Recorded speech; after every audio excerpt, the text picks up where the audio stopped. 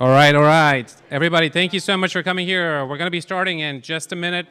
If you can, just grab your seat, grab food and drinks, and please start moving over here, and please take a seat. All right, thank you everybody for coming here to RSA 2022. It is absolutely amazing to see people in person, and with the masks off or on. You know, it's always a pleasure to meet people in person as opposed to seeing you in the Hollywood squares inside of Zoom. So thank you all.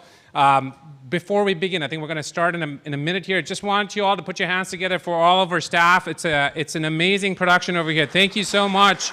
I know it's a ton of hard work, and thank you for doing and putting this amazing show together here. We're going to be live streaming, so if you want to get up and protest or have some banners and posters, you want to do that. That's the angle of the camera. I know nobody wants to do that. I'm kidding. Please don't do it. I just want to let you know that we will kick off a live stream. We have a really fun session planned here for you all. We're going to kick it off with a fireside chat. And we have some amazing folks that are going to be talking about public and private partnerships. I'm going to introduce them in a second. And right after that, we have David Spark, who's built a phenomenal community with the security folks. He's going to get up here and is going to host his show, the Super Cyber Friday. Yes, it's a Monday, but it's a Super Cyber Friday that he's going to host here, and it's going to be absolutely phenomenal. So stay tuned for that. And we have Rachel Tobac right after that announcing winners of the people that had submitted their phishing attacks. Rachel's right there. Thank you, Rachel, for doing that. And Rachel's going to be joined by Brian Johnson, our very own Brian Johnson from Armorblox. And right after that, we're going to have a quick chat and a conversation with Phil. Phil Montgomery, who is from Microsoft, and we're going to be talking about what Microsoft's doing for moving the needle for a lot of our folks. So stay tuned. Exciting day. Thank you all for coming here for the very first Context, Armorblox Context 2022. All right. Let's get this going.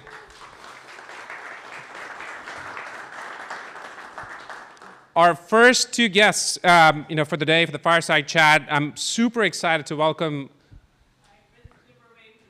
We're waiting for the streaming to start. All right.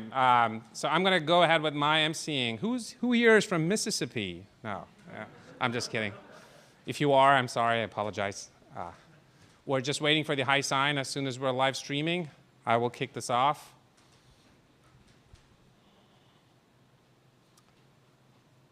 This is like a professional setup, folks. It's not just firing up TikTok and then just doing that. As you can see, they've got some fancy cameras and tripods.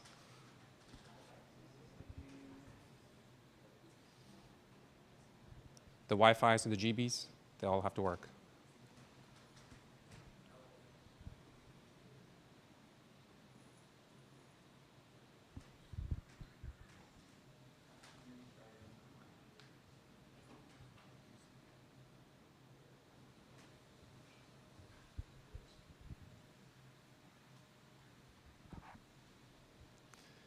Perfect time for some elevator music. Who here can hum an elevator tune? Who has flown in from the farthest Minneapolis? No, I think Joshua just beat everybody by flying in from Hong Kong. Okay. Tokyo, sorry, Tokyo, yes. And I think that's probably the farthest. Is there anybody here that's flown in farther from Tokyo for RSA? Singapore? Yes, right there. All right. Okay.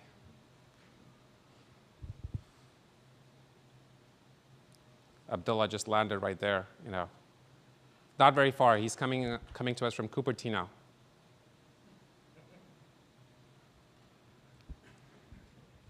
Perhaps we get started without the live stream, and we let the live stream kick in when David's here.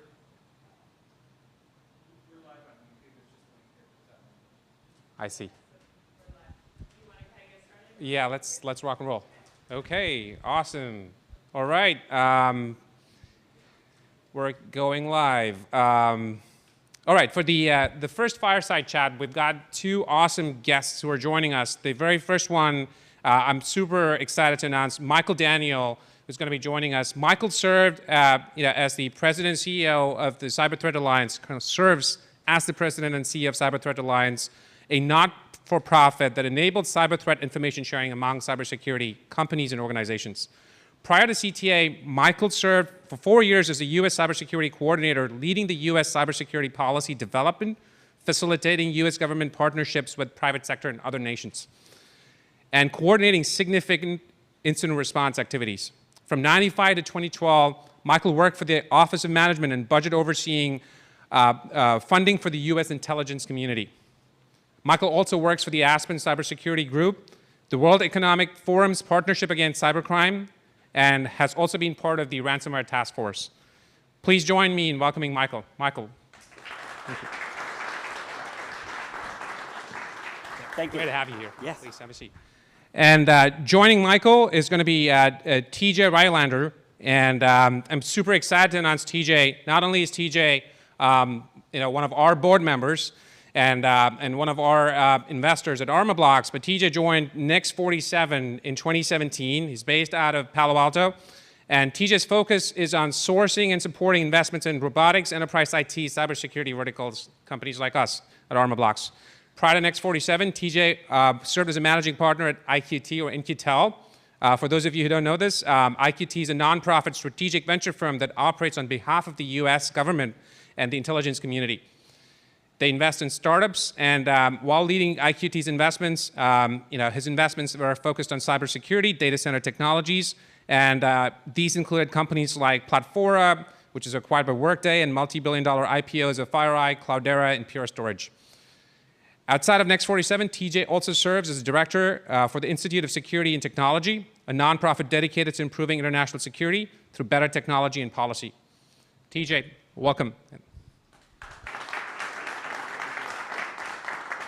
Great to have you here. Thanks so much. Thank you. I'll let you two kick it off. Thanks. Thanks, everybody. Michael, it's great to talk with you today. Yes, absolutely. The topic that we're going to dive into is public-private partnerships and what it can mean for improved cybersecurity.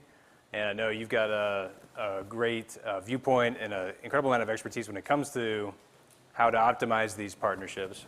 But I'd like to start off by sharing a little skepticism. And that is anything that has such nice alliteration has got to be a little suspect. So public-private partnerships, what does that mean, and where is the substance there?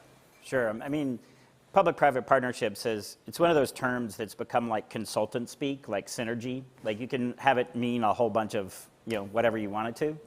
But I think what it really recognizes is that in the space of cybersecurity, unlike in a lot of other domains, say counterterrorism or some of those kinds of issues, the private sector plays an outsized role, not only in terms of what they own, right? Most of the infrastructure for the internet is in fact owned by the private sector, but also in the capability that they bring, the information that they have, the viewpoint that they have.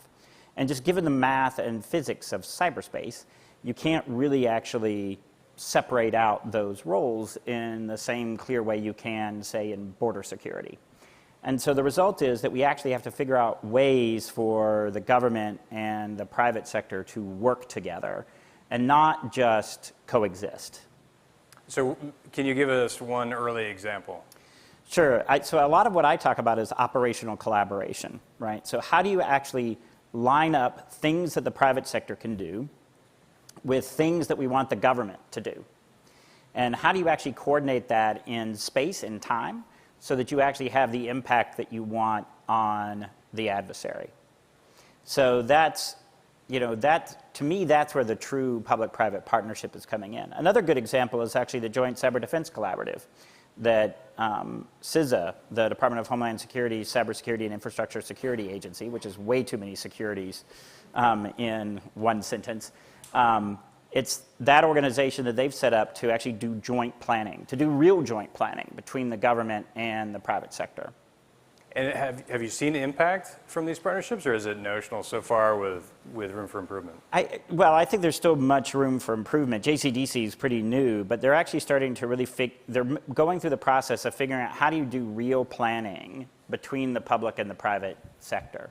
And of course, you have to remember that the public sector's cadence and pace and reasons and motivations are all different than the private sector. So you have to line those things up too and figure out how to make that work together. And so who is that translation mechanism between the cyclic rate of private entities and the government? Yeah, I mean, I think you have to find people that have worked in both spaces, that understand the language of both and understand the reasons why they both operate the way they do.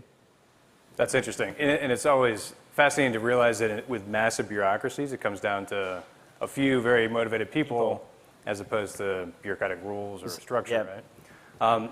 So maybe help us tie it into what we're seeing in the world today. Increased conflict, war in Ukraine, competition from other parts of the world. And when you say government, how much are you referring to U.S. government versus the world, different world's governments? Yeah. I mean, I think in general, when I talk about governments, I really mean sort of responsible Western style democratic governments, things, which includes, countries in Asia like Japan and Korea and things like that, but Singapore. So I think but I think when you look at the threat landscape, when you look at what we're doing to connect more and more devices to the internet, right? And they're not just laptops anymore, right? It's your watch, your lights, dams, anything you can think of, we're hooking it up, cars to the internet. And they're all different. And we're adding them at an incredibly fast pace, right? Cyberspace is the only domain that I know of that's growing on a daily basis, right? On a daily basis, there's not more air, but on a daily basis, there's more cyberspace. So it occurs to me, so certainly the attack surface area is growing at an incredible rate. The potential for damage from attacks is therefore growing. And it's scary stuff, but why does it seem from an outsider that the damage from attacks is not growing at the same rate?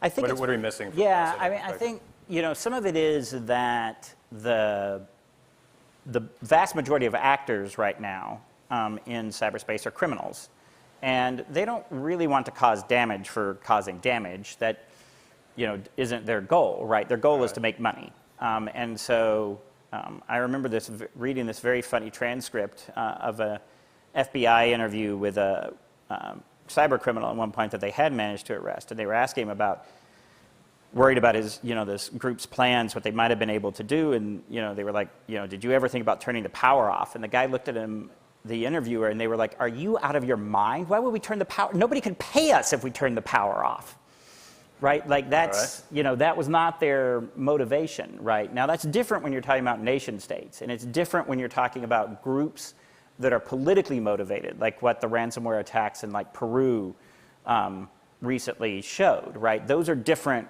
groups. Fill us in a little bit on that. So you had an example of where the group was actually trying to disrupt the entire economy, essentially, of Peru, and hold as much of the government of Peru hostage as they could through ransomware. And it was really essentially a destructive attack, not intended to, in fact, collect a ransom, but really to just destabilize the country politically. Fascinating. So maybe we can take a step back, and we've got the context for these public-private partnerships, the arc of evolution of some of those partnerships. How do we tie this into, and how do we think about the importance of regulation, information sharing on things like digital communications? Clearly we think of technologies to secure email like Armorblox offers, but there's also many, many others out there. We'll loop back to if you were advising, or when you do advise big companies on what to purchase, how to think about it. But first, where do digital communications fit into all this? So if you think about the world in which we inhabit now, where those kinds of digital communications are not just a nice to have, right? They are absolutely critical to doing your everyday business. I mean, CTA, the organization I run, none of us are physically co-located. All of us are distributed. And we were that way before COVID. All right. Yep. And so without digital communications, like CTA ceases to operate, right? So in that space, the criticality of ensuring the continuity of those communication links is just, they become absolutely critical and sort of organizationally existential in a way they probably weren't 25, 30 years ago. And so what this means is that when we start thinking about the companies that enable those communications to occur, you start from a policy standpoint, then the government starts saying, all right, is there a different relationship we're supposed to have with those entities? And this gets into critical infrastructure? This gets into critical infrastructure, that's right. Different authorities? Different authorities, different rules that, you start saying, the government says that maybe there's a public good aspect to having those communications occur. Right. And even if it's not totally profitable, we're going to make sure that you actually have communications to all the different parts of the country. Whether or not that makes sense from a business standpoint, right? We're going to try to, and an example of that is the National Broadband Initiative, right? To try to get broadband communication out to every part of the United States, even where it's not sort of economically feasible from just a pure profit motive. Sure. And one part critical infrastructure, one part economic development. And if you do a lot at the intersection of technology and policy, and if you were just to announce one key change in regulation or law that would make a big difference, what would it be? So I would say that one of the pieces that we still really lack is this idea of a standard of care. So how does a company know when it's actually got enough cybersecurity, if you will, right? Okay. How does it measure that? How does it know what is the standard for cybersecurity and it's going to be industry specific, right? We're going to expect different kinds of security from a power company than we are from a financial institution, from a healthcare provider, right? But we do expect that our banks, for example, will have a certain amount of security. There's a requirement. Or security in the cyber context. All right. Yep. And so what is the equivalent of that across the economy? And we don't know that. And so the result is that companies are often, therefore, very reluctant, for example, to talk about incidents.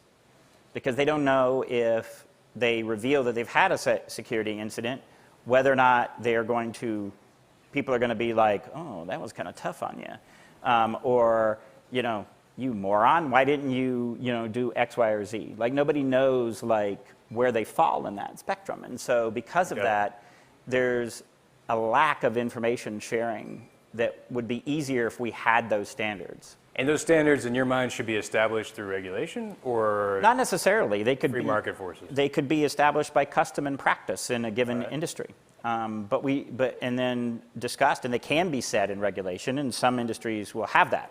Medical devices, for example, that's probably going to be highly regulated, right? Other spaces will be less, and it'll be more about sort of common law and court decisions and things like that. But we've got to get to that point where we can actually start settling on that, so that companies know what the benchmark is that they're going to be, held to. Some of that will be driven by insurance. Cyber insurance companies are going to be like, you want a policy? You're actually going to have to do some stuff. And you're going to actually have to show us that you've done some stuff. And so let's loop it back to the public-private partnerships. How do you catalyze these emergent standards of care? I think that's where the government can play a role in sort of helping to articulate what those could be, what those standards could be, helping to do research and fund basic research. One of the areas that I'm particularly interested in that was a recommendation from the Cyberspace Solarium Commission is the Bureau of Cyber Statistics. So just like we have a Bureau of Labor Statistics, having a Bureau of the government that is focused solely on figuring out what is the rate of cyber incidents across the economy. Like, not to punish anybody, but just like what is that baseline rate? We actually really don't know. You mentioned the ransomware task force. Sure. And one of the things that I thought was really fascinating was in a couple of days before we released our report, on ransomware last year, there were on the same day, two private sector companies released reports on ransomware. And one said, for the last quarter of 2020, the rate of ransomware attacks went up. And the other report said, for the last quarter of 2020, the rate of ransomware attacks went down. Both of those companies released that report on the same day. And were they both self-serving, the Yes. direction? Yes. There you And go. so it's like... So maybe a third party Yes. would be better. So it's like, Yeah. okay, so maybe we actually need something that can, from like a arbitrate neutral these. government Sure. perspective, that can actually help figure out what that actual rate is, so that we have some baseline to measure from, to know if we're actually getting better. I mean, if you actually, this morning in the Cybersecurity 202 put out by the Post, like they had the survey of the experts about whether or not the United States is more vulnerable to cyber attacks or less vulnerable over the last 5 years. I think actually Paul Rosenweig actually had it right. He's like, who the heck knows? Because we can't actually measure that. So. Fascinating. Okay, that's a great recommendation. And just as a side note, the Ransomware Task Force report that you co-chaired is a fascinating read and a very impressive 80 pages of both information, but then also recommendations about how to address ransomware over the long haul. So highly recommend it to anybody that hasn't seen it already. Let's say you're talking with CISOs and they're contemplating where to spend their next chunk of their budget. We were talking a little bit ahead of time. What is your core recommendation about how to identify and select good security products? I mean, I think that you really have to think about how those security products are going to integrate with your business. And you really have to be thinking about it from a risk management standpoint, right? Where do I have risk now that I would like to have less of? And then how does that particular vendor, that particular product contribute to reducing that risk? And how do I also integrate that with my current set of technology that I have? And does that new product or service mean that I need to get rid of something that I've already got in my stack? Because one of the things that you very much see when you study the adversaries, they exploit the seams, the overlaps, the gaps in our security products. And so they rely on complexity. And so if you're just adding complexity to your security environment, you're not actually making yourself better off necessarily. And how about efficacy? How do we, as a potential user, how do you judge that? I think that's really hard. I think actually we lack a lot of measures of efficacy in the cybersecurity market. Actually telling real companies that provide really good security compared to the snake oil salesman is actually really hard. And it requires a depth of technical knowledge that's really hard, even for a lot of CISOs, to bring to the table. I mean, we were talking about this before we came on stage. There's a famous article that's from 1970. It's an economics article about the market for lemons in used cars. It's Gary Akeroff, and it is still one of the most cited economics papers out there.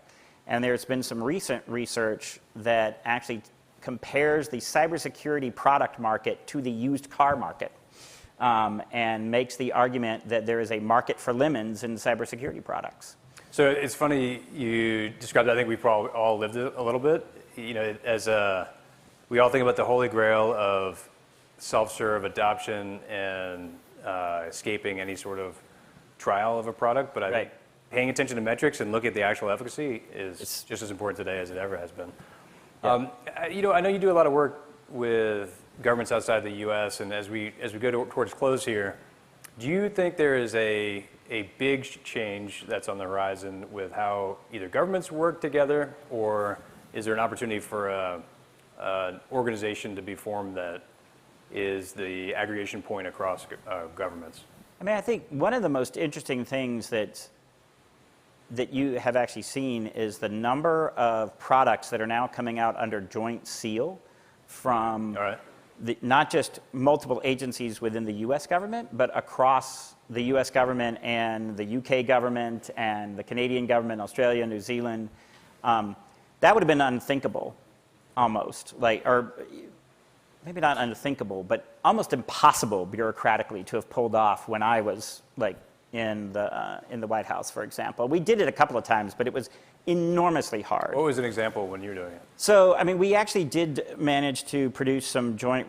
We never actually did a completely joint seal with other countries, but we at least timed the release of certain alerts and warnings. Gotcha. All right. Right, but now you actually see, coordination. we had coordination, but now you're actually seeing them like agree and have issue one report, right, on like the certain kinds of threats. And you're starting to see more international collaboration on things like takedowns and stuff like that. I think the really interesting question is, how big can you expand that tent, if you will? Okay. It'll be pretty easy to add some additional really sophisticated players. You could add the Netherlands, you could add Estonia, you could add Israel to that, to that set. But how big can you actually go? Because once you get out of a certain level of governments, basically their capability drops off really fast. You'll often find in many countries the number of officials in the government who have a really sophisticated understanding is actually pretty small. That's fascinating. And hopefully that evolves over time and aggregation points or at least success cases end up attracting more talent.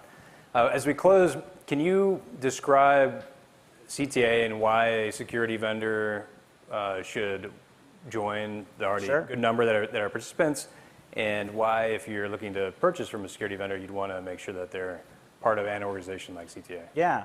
So, I mean, we exist to enable cybersecurity providers to share threat intelligence with each other. And the basic reason that you would want your security vendors to be part of that is no security vendor has all of the information they would ever want in order to inform their products or services. No one has that kind of information.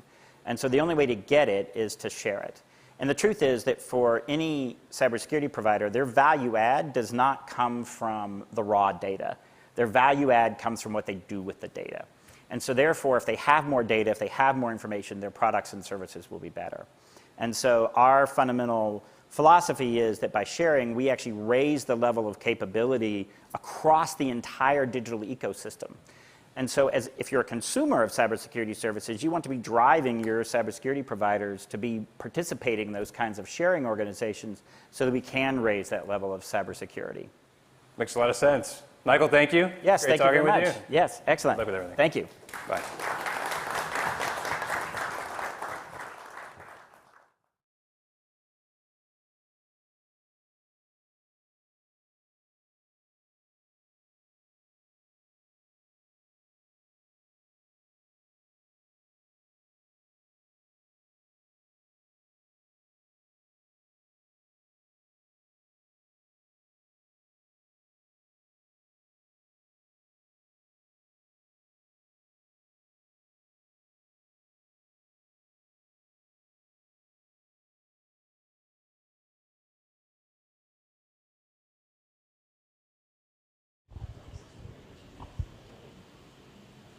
Okay, all right. Oh, that's loud.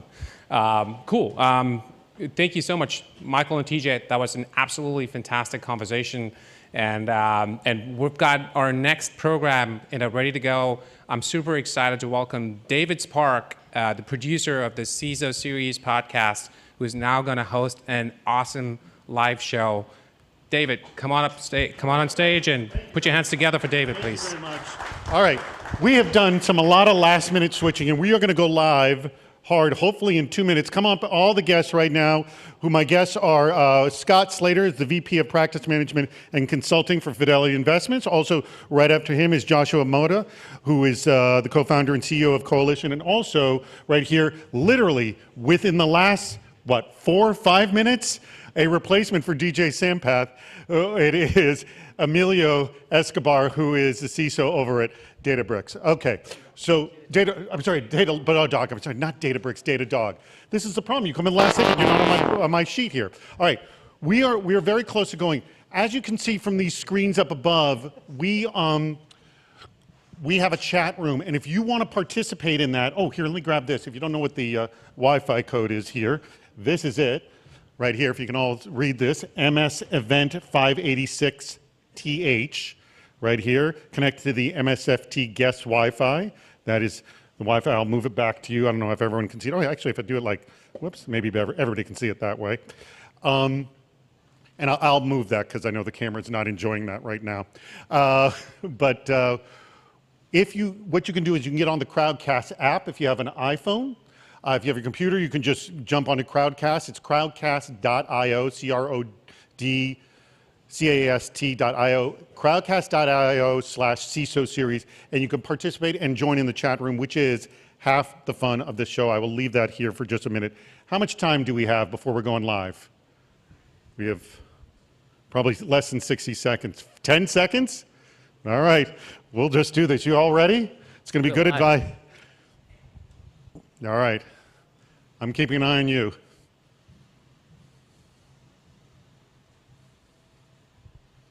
All right, hello everybody, welcome. We're going to start off with just a little good advice, bad advice, and worse advice. I'm going to start with you, Scott. Give me some good advice on dealing with the economics of email fraud. Well, recognize there's a problem to begin with and do something about it. All right. Whoops. Hello, everybody. Welcome. We're going to start off with just a little You'll have to hit that bad advice and worse advice. You have to hit the sound on that. Mute the sound on that. There we go. It's muted. Excellent. Great. All right.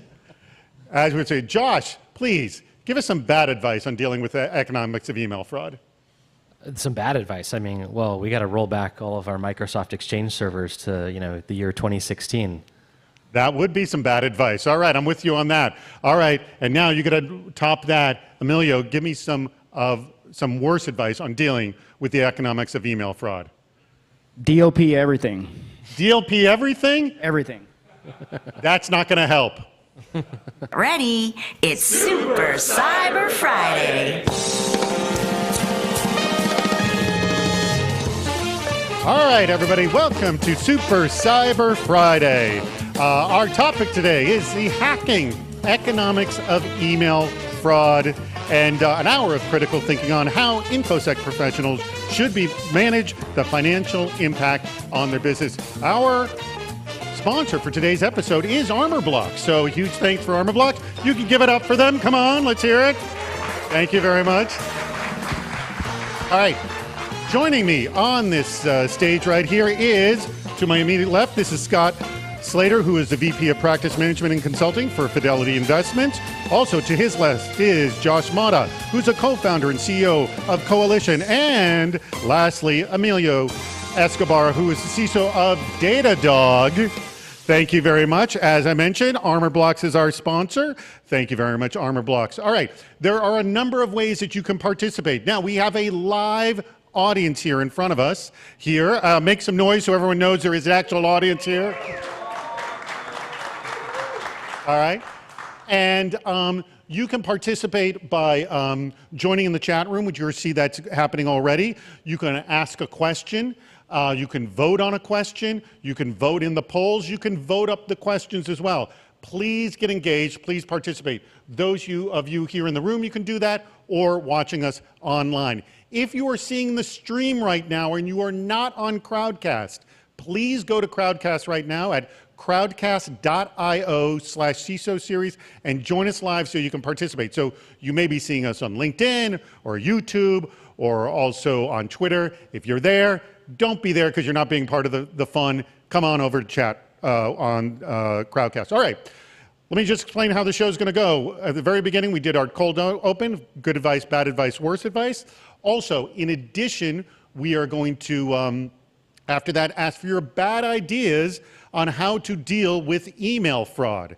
And then in addition, after that, we also want your good advice, just your 10% better tip. So make sure you label your bad ideas, bad idea, and your good advice, 10% as well. So worst way to manage email threats, that's the bad idea one would hear.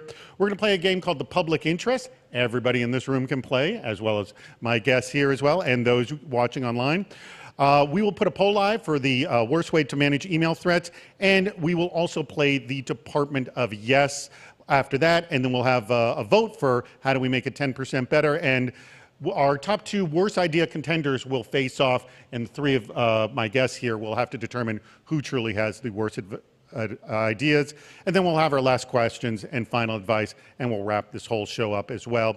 Lastly, I want to mention, if you are watching this online, there's a button at the bottom of the screen that says, Join the Finals, June 17th, 2022, for Capture the CISO. You can click that button at any time during this and register for our event that's going to be happening on June 17th. It's the final show of our new show called Capture the CISO, which is a ton of fun, and you'll want to be there. All right. With that being said, let's get to our first question, and I appreciate everyone joining us here. All right. I will start with you, Scott. How does the cyber team determine what is their riskiest digital communications, like which is the most potent? Is it business email compromise? Is it phishing, impersonation, smishing? Like, how do you determine that? And does that determination then sort of lead your economic discussion? Well, we're in a situation where we're providing, at Fidelity Investments, we're a custodial business first and foremost. So it's our end clients that we're concerned about. And frankly, a lot of them are emerging businesses that are smaller and don't really grasp the nature of the risks they're facing. In fact, one interesting statistic from one of our trade providers is Cerulli Associates says that over 80% of firms think that they are well prepared for a cyber attack. And these are small firms with as few as 5 to 10 to 25 people. So clearly they're not, and everybody reacts that way, but that's where they think it's there. So I think really recognizing that there's a problem is a pretty critical issue. But that's a super common problem, and I'll throw it to either you, Josh, or Emilio, is it's amazing the people who know more that's going on have a lower opinion of how well the risk is, and the people who don't know what the heck's going on have a higher opinion of how their risk is. Do you find this sort of to be consistent, Josh? Yeah, absolutely. Look, as a provider of cyber insurance, we have the unfortunate need to pay the actual losses. Mm-hmm. And I can definitely tell you that we have paid tens of millions in losses for phishing, business email compromise. In fact, business email compromise is the most frequent claim that we receive. Yeah. So I'm particularly pessimistic about most firms' security. All right. And Emilio, but have you seen the situation? Because you've worked, let me ask, have you worked in environments that were really savvy and not so savvy, kind of run the gamut? And did you find the ones that were maybe not so savvy thought things were going well, or maybe because they brought you in, they were like, no, we need help? Yeah, I think there's a tendency to be overconfident in controls if you're working security, probably because you think about it too much, right. and you sort of get used to it, right? So it's like being an EMT, getting called for a 911 call doesn't get your heart rate going as much as if you're the neighbor from the person who's getting the ambulance come in, your heart rate is going. So I think there's some similarities there. So yes. All right. I want to also reiterate, we love questions from our audience. Those questions come from anyone in here. And heck, we do have an extra microphone, so we can pass that around if we need to do that. So if you do have a question here, you want to do that, or if you just want to type it in, there's an Ask a Question button at the bottom of the screen here. You can go ahead and click on that and just put your question in right there. So don't hesitate. I will try to look to my right behind my back, or someone here will point to me that there's someone raising their hand behind my back as well. So I want to actually get to the issue of insurance. I've mentioned this before. Nick Ryan, who runs security at an accounting firm called Baker Tilly, said to me that he's actually very bullish on the cyber insurance industry for kind of leading the way for all of us to improve our security, because, and I've heard this, and I'm sure you can give me better stats on this, something like at least 30% of cyber insurance requests or requests to get coverage are being rejected just because basic security or security foundations are just not there. Are you seeing this? Absolutely seeing it. So give me the better results than what I'm saying. Yeah, so look, after the surge in ransomware, starting in the fourth quarter of 2020, many insurance companies are now requiring controls that many of us in this room would think are basic, like right. MFA. You will not get coverage from many insurance companies unless you legally attest to using multi-factor authentication.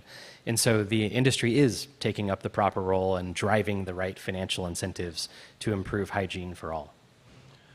What's been your experience with cyber insurance, Emilio? So I agree. I think the push for better security through these requirements, right, for better coverage, or they increase your premium, I think is causing a good cause or a good effect. I think my experience has been more on the other side where what if you already have these controls or you work in a cloud environment? I think the industry isn't necessarily there from an insurance standpoint yet. One of the things that We are their insurance company, by the way. That's great. But let me add, and this was something that Nick brought up in this conversation, this again, the head of security over at Baker Tilly. And I don't even know if you've got this set up, and let me know if you do. He envisioned, really insurance pushing it like, all right, we can give you this coverage if you have this level, but like with all insurance, but if you have this, this, and this, you can lower your premiums this much. And if you have this and this, you can lower this much. Do you have kind of a stepped system like that? There is a bit of a step system, but I think a lot of people get the math of insurance wrong, which is to say we're amortizing the cost of loss across hundreds of thousands of businesses. Right. So that one particular business takes an action actually doesn't allow us to reduce the price by that much. So the most effective tool we have is just whether you can get insurance or not, whether you can renew your policy or not. I think where the real magic is coming with cyber insurance is that it's not a once a year thing. It's happening all the time. And so we tell our customers, hey, you've opened up remote desktop on the public internet. You've left an S3 bucket open, these sorts of things. And that's happening in close to real time in the middle of the policy period as the risk is changing. Scott, what are the variables that maybe a lot of organizations are not thinking about when they're thinking about, I guess, cyber threats via email, and how is that connecting to the financial issue? Well, on the financial side, first of all, the issue that our clients are most concerned about and that we pay the most attention to is obviously fraudulent money movement. That's Okay, that so business email compromises. So literally the most direct way of losing money. Right, and quite honestly, for our clients, they're working with very high net worth clients who are often very highly visible individuals. So they're really focused on, are we going to be able to prevent that money movement? But I think to a large extent, as you both have outlined here, they don't really understand the nature of the risk. We're dealing with smaller enterprises who don't have a technology background, who even when we're, for instance, introducing them to Armorblox, they all of a sudden have to get their managed service provider involved. They have to get somebody who's technically more proficient to understand the nature of the problem. So that's why I say from the very beginning, it really begins with understanding the risks that you're dealing with, and it is much more severe, and they recognize it once it's happened, but that's why it's important to get ahead of it. I want to get back to something you said, Josh, about renewing. Why do people lose insurance on renewals? Look, people can lose insurance and renewals if they have a claim, as an example, although ironically, many times a policyholder is in a better state after you've helped them through a claim than they were before. They can lose it because they haven't implemented a particular control.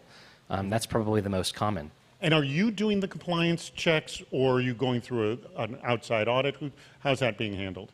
So most insurance companies have the policyholder, the company, fill out an application, and they're making legal attestations, and they take their word. In our case, we're also doing outside-in scanning of the infrastructure of our customers, and doing it all the time on a continuous basis.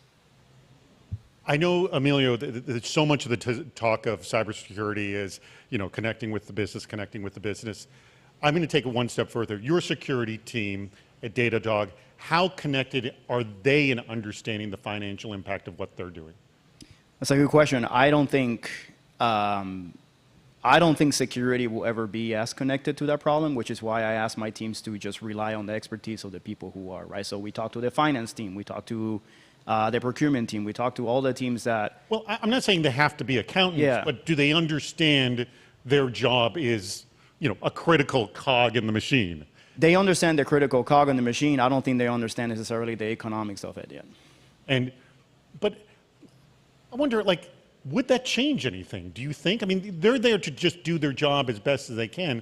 I don't think if you say, well, it's actually going to be X millions of dollars versus this amount of money, I don't think it would change their job, would it? No, it wouldn't change their behavior. No, I agree. No, it wouldn't.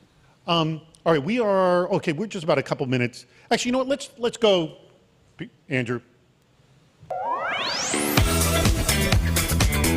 It's time to play a brand new game. So I have to qualify, it's not that brand new. It's a game called The Public Interest. We just didn't come up with the new music for it as well. And because I'm on a delay here, so it's going to be a while before I actually see what the first question is. But hopefully Andrew's got it popped up here as well. So this is a simple game here. It's really fun, and everyone can play along. And the way the public interest works is you're going to have two phrases that are searched online. And I'm going to do also surveys from the audience as well. If you haven't gone to the first one, make sure you're gone to the first one, Andrew, so I can do this. You just have to determine which term gets searched more often. So do we have our first one up yet? I'm just on the delay. It's coming. Where is it? I don't even know what it is yet. Maybe DLP blocked it. Do you think DLP was the answer? Do you see it? Oh, here we go. We got the first one. All right. Most average monthly search queries. Do you think it's fake email or phishing? Let's quickly. Fake email or phishing? Phishing. Phishing. Phishing. All right. Does that? How many? Show of hands. How many fake email?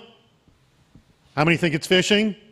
Most people think it's phishing, and it is. Hopefully, as I say, just tell me, is it A or B, Andrew? One or two. Show me. B. Oh, it is phishing. All right. I'm unfortunately on a delay here. Everyone else is going to figure it out. All right. Next one. Make sure you go to. Yes, it's over 40,000. Next one. Let's see what it is.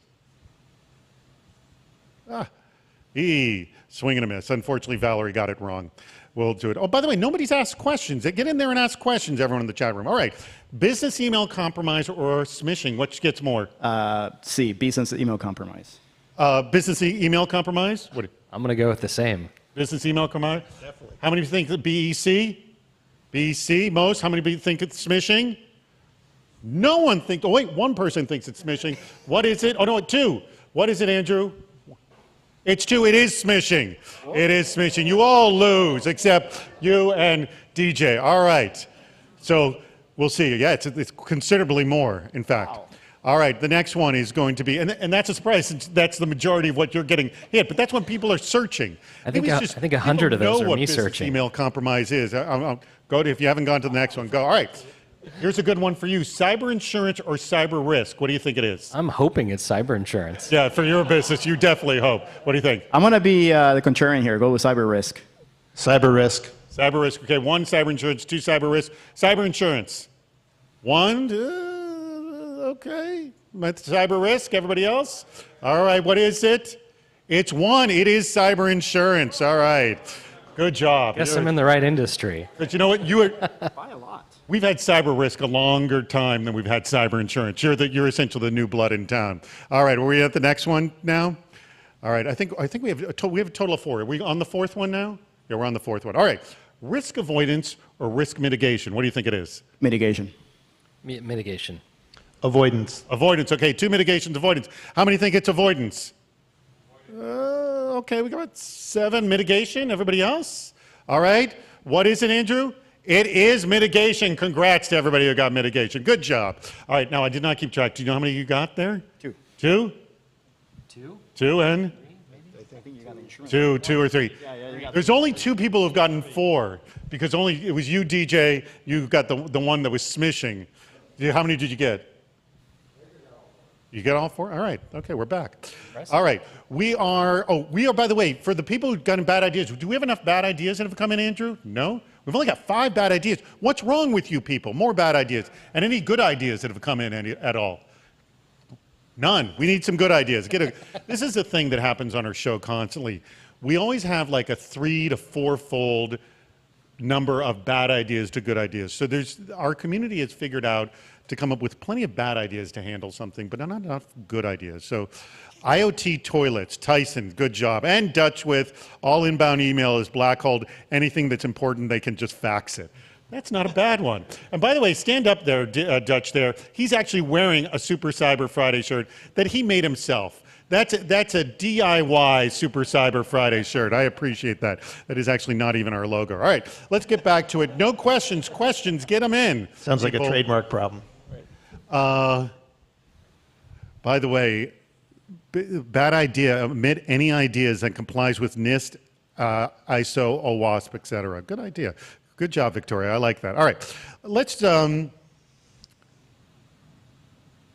me ask you, Josh, what are the questions you what are the questions you wish potential customers came to you to ask that they don't? What to do if something goes wrong, right? They're just rarely, as we've mentioned, they're almost never prepared. Are you, for the ones that are prepared, do they call you in for tabletop exercises? They do.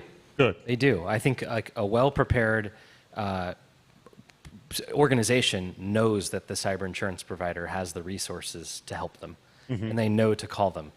I mean, right now, most businesses, they're trained to call 911 if they're the victim of a crime. I imagine that being like an outtake of that Zoolander film. You know, like the cops show up and put a couple bullets through the MacBook, and the criminals are in the computer. By the way, are you reassuring? Do you talk them down when the things happen? Oh, absolutely, absolutely. I mean, every day, a big part of our team works with businesses on their worst day. Oh, yeah. Have you done tabletop with their company? So I gotta say, I think there's at least from my experience, a general opinion to not include your insurance provider during tabletop. Really? Why is that?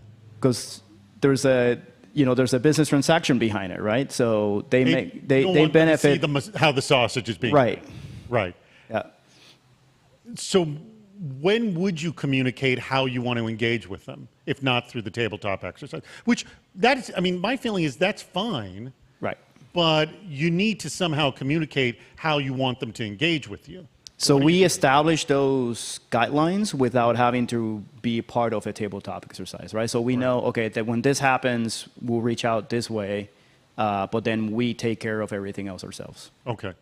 And I also just realized we're not going to have a back channel, so there's a lot of stuff Andrew's going to need to communicate. Hey, everybody, if you have not gotten your bad ideas in, guess what? Too late to get in the poll. So, Andrew, make sure you get that poll up for the bad ideas. I want everybody who's connected to vote on the poll the second it goes up. I'll see it in just a second when it's there. By the way, what's your experience with working with insurance companies with the work that you're doing? Well, it's interesting because a lot of the work that we've been doing for the last number of years with these independent wealth managers, these registered investment advisors, is trying to help them grow. Now we're starting to deal with risk issues, so Armorblox has been a key piece of that to try to help with preventing some of the issues that they're facing with money movement fraud. But we've also added in now, a requirement around insurance coverage just this year, so that in addition to... So have you declined clients because they just don't have the coverage too, because it's a requirement? It is now a requirement, so every firm that is on our Fidelity platform for custody does have to have that coverage now. We're just in the middle of rolling out that policy. It's all become table stakes now for the industry. It is. I mean, like, if you literally want to be running a business, you have to be doing this. Yes, it is. I mean, and again, I go back to the stat I mentioned before. Most of these firms, they're emerging, they're growing, they're focused on those things. They're not paying attention to a large extent to the extent of the risks that they're facing until they experience it, and that's why I think that's there. All right. Well, so you're working directly with Armorblox on this?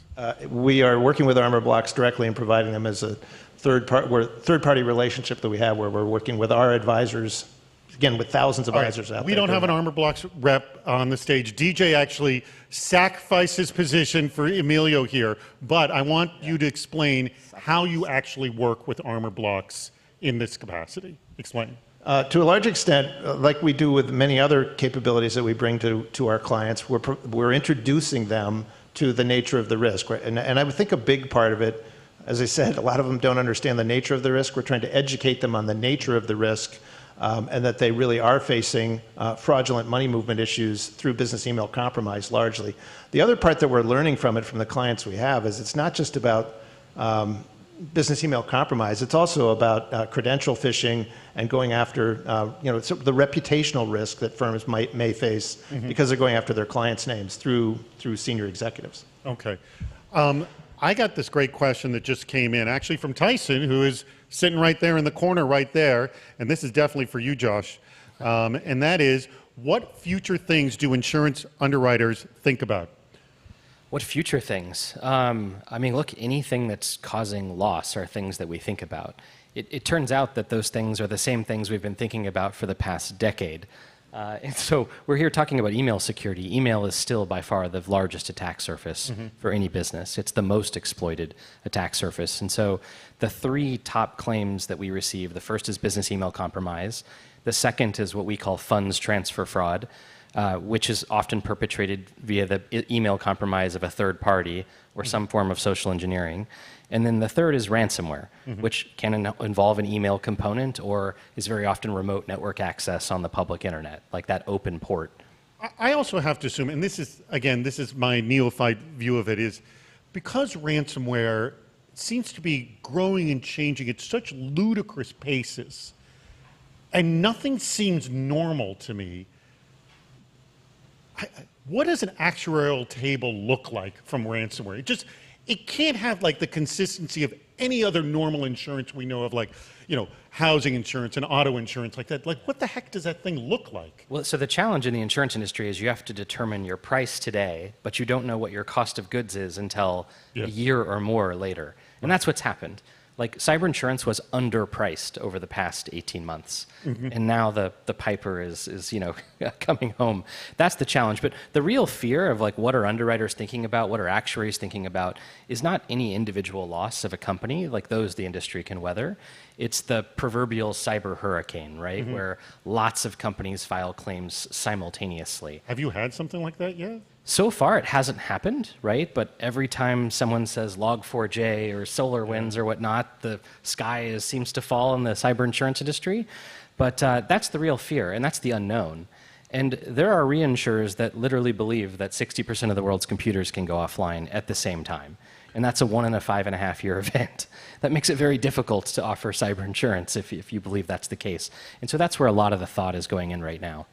All right, we have our poll is up. It looks like there's a good dozen bad ideas that are in, and there's 2 that are definitely trending hard. Andrew, I think you're going to end up having to just shout out who these people are, because there's no other way you're going to be able to communicate this to me, but you'll do it in a second. So that's going to close, just in about 5 minutes, or not close, but I'll know in about 5 minutes. So get your votes in right now as well. Let me throw this to you, Emilio. Let's just talk about business email compromise, which, I mean, just quick answer here, Josh. What percentage of your issues is BEC? I mean, BEC is probably about 30% of all 30%, claims. okay. 30% of all claims, so a good third. That is got to be a big issue. How are you managing, let's just say, how are you managing that differently today than you were maybe a couple of years ago? I think for the big difference for us today is the number of third parties that we have to interact with, right? So especially if you're a growing business where you're getting new customers, partners, right, vendors, because I think where I've seen BEC be more of an impact for a growth company is, if you have certain maturity level, is the third party getting compromised, and then you lose money through that, right? So that's happened, and I've had to deal with that before. So that's been the biggest change. I think before it was like, how do we protect our own email infrastructure? And it slowly moved to like, let's just move it to the cloud. Certain things are done for us. Let's put MFA in front of it. Now it's like, wait a minute. What happens to everyone that we have to email with? How do we know it's actually somebody that we trust? Scott, I want to ask a question that I was asking Josh earlier, which was, what are the questions your customers are not asking you that they should be? Well, first, from what Emilio just said, we do see that same thing around the nature of these targeted attacks, that they're coming from the outside, that and they're used to it. It's a familiar individual. They don't recognize the domain's been compromised. They don't recognize a slight change in the email address. They're comfortable with it. They're in a hurry, so they execute on it and then realize that something went wrong with that. Essentially, the classic email compromise. It is a classic email compromise, but but it's accelerating in this space. So right, and the thing is, we are all susceptible to it because we are just working at lightning speed. I mean, it's happening very fast. But I'm sorry, going back to the question I had is, what are the questions they should be asking that they're not? They should be asking, it is what I have in terms of security. In other words, they're trusting their native security alone, and a lot of times those are capturing that. We're finding this even in the conversations that we have with them with Armorblox, is they don't necessarily understand the difference between what is this native language AI-driven solution versus what they're capturing. And what they find after they get it on board and we implement it is that there's an awful lot of stuff that was uncovered, emails that are uncovered that are problematic, that were missed by their existing solutions. So I think understanding what are the different solutions, why is what I have probably insufficient for the kinds of risks that I'm facing, and I would probably say the biggest question is really is, do I understand the kind of risks that my industry faces? Because for some of these firms, you know, a serious breach could be almost existential in terms of what it does to the firm. We are just, how far are we? Okay, just 1 minute. Okay, let me quickly ask both of you, after business email compromise, what's the next biggest issue? I'll take that. You see mean it more than I do. after it happens? Oh, no, or what's no, the no. next After, in biggest? terms of like, you said 30% Yeah, of the problem. sorry. So what's the next? Social engineering, funds transfer fraud. Just funds transfer. Yeah, fraud, no like- email's been compromised, or maybe the email of a third party was compromised, and that was used to defraud the company. All right. Everything is around money, as was mentioned, and industries are targeted. So believe it or not, title companies are some of the riskiest companies, and these are really small businesses. But surprise, surprise, they're in the middle of a very complex and expensive transaction. It's interesting. I just purchased a house, and my agent knew the woman at the escrow, but I wanted to make sure she did. I literally had to have a video call with my agent escrow and just make sure, do you know this person? Like, we were like, that was the way I verified God bless. this transfer. And that's what they don't do. I mean, everyone should have an out-of-band method for verifying wire instructions. And it was does not happen. it was literally a 2-minute call. Does everyone know each other here? Yeah. And it was like, okay, we can make this And you're happen. lucky. There's many business owners that we've literally wired their life savings away to a criminal. It's tragic. All right. So social engineering number 2 for you? I think so. Either, you know, typos in the domains that are not very noticeable, right? Like to your point, we're moving at lightning speed, so people can fall for these types of attacks. All right. We are going to play this. Hello, welcome to the Department of Yes, where no request is ever rejected. All right. We have a lot of bad ideas. Hold it. The poll. Oh, no, here's the poll. All right. We got this first one that's got 10 votes. I'm actually going to argue it's not that horrible an idea. Who did this one, the 10 votes? Valerie. This is Valerie. All right. Valerie Apperson, who submit this one. All right. I'm going to throw this to you, Emilio. Again, you're playing the Department of Yes. You have to argue why you wanted to take on Valerie's incredibly stupid, horrible idea.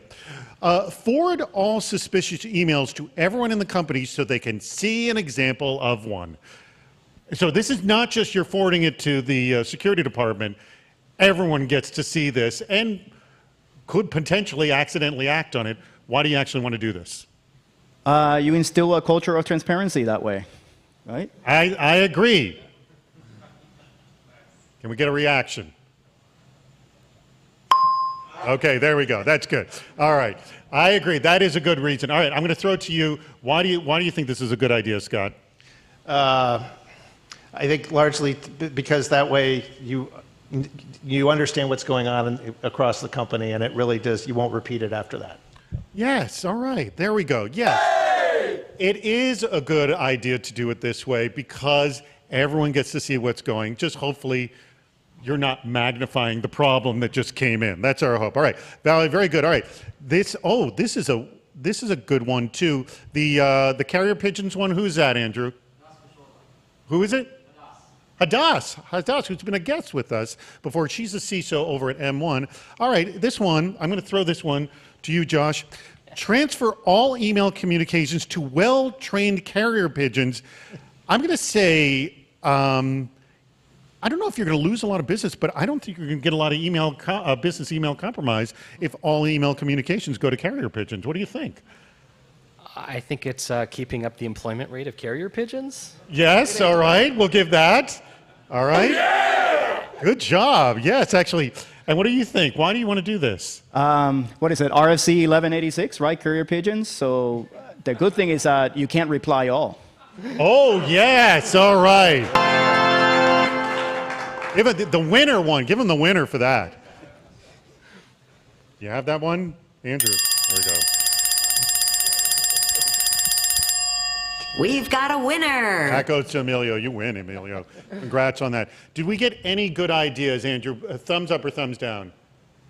We got maybe a couple. All right. We're going to drop those in a few minutes. All right. So what we'll do is, in what time we got? Okay, in about 7 minutes, we'll try to get out both Hadass and Valerie on. You think we can get them both on? Check.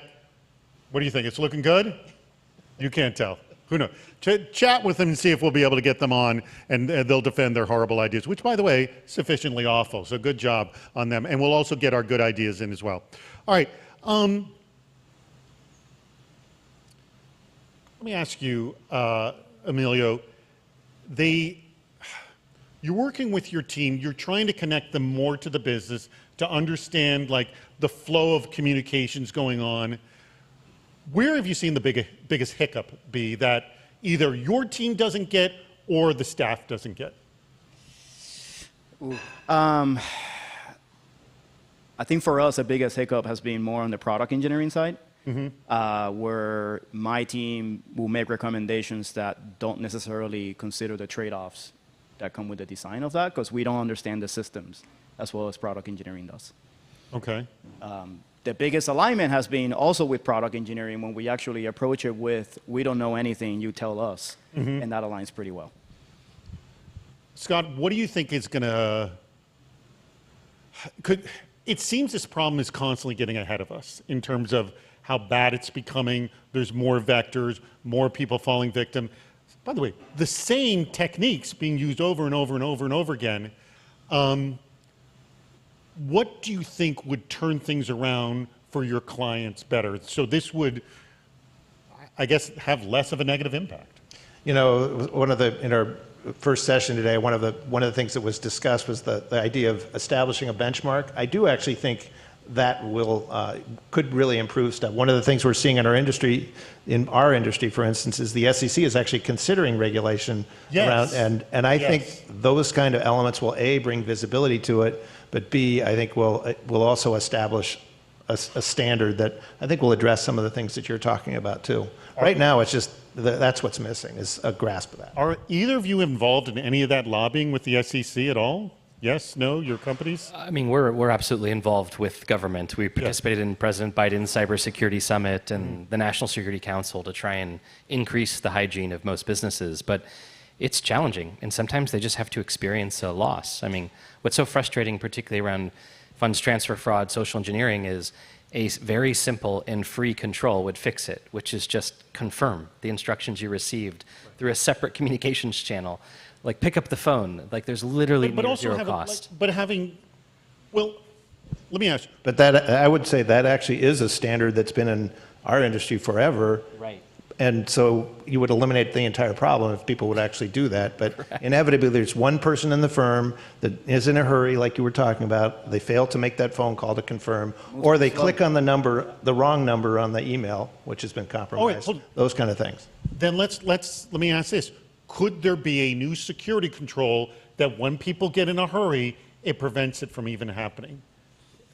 I mean, and this may be, it's not here, I wish this existed kind of a thing. I mean, I don't know about new, but I mean, even what we're doing with Armorblox, the fact that those alerts come up and they're not generic alerts, they're specific to what is the concern in this that goes to whoever's receiving it, not to mention it goes to secure the, I think those make a huge difference, which is why we're such advocates for this. More alerts, letting like, you know, what you're doing here, kind of a thing, like pause. You know what do we say? Steve Prentice, who's one of our reporters, and I don't think this is his term, but he said, create the gap. The idea is there should be a gap moment between receiving the communication and the final action, and that gap moment should not be controlled by that initial communication. So the idea is I get a message in saying, hey, here's wiring instructions for so-and-so. I shouldn't take it from that to then the action, but rather, okay, I have that knowledge, I know what the action is, what do I do separate from that to cause that action to happen? To essentially, all right, assuming I don't have that information, what is the information I got? Have you done that sort of create the gap, if you will? That's a good question. I think via awareness you can. You know, there's no technical control right now, right? So, you know, I know they're like Armorblox, right? They're trying to understand the language of the intent of the message, which I think is great. The problem every time you create a gap also is you have to address the psychology of the person receiving it, right? Which might not always be a positive reaction. So it's a balance game that you have to play. All right, we have some more questions that come in. Oh, Chris, who's here? Where's Chris, who's wearing really the most fabulous outfit here. He's best dressed person here. All right, he asks right here, risk quantification is a big topic at RSA this year. are customers able to lower their premiums if they're able to, and this goes back to my earlier question, if they're able to financially demonstrate better risk posture through risk quantification? So if I show you how well I'm quantifying risk, will you go, well, yes, we'll give you a lower premium? Like, is that even possible? It's possible, but I think people, especially people in the security industry, put a lot more stock behind it.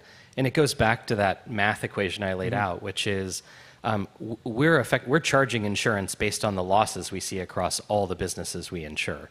And so any one business is paying for a fraction of it. So if only one business, and mind you, we have over 140,000 customers, if one business implements one control, how much does that really, how much can we discount your policy? Like, it's not going to be meaningful, typically, compared to how expensive oftentimes that control is to implement in the first place.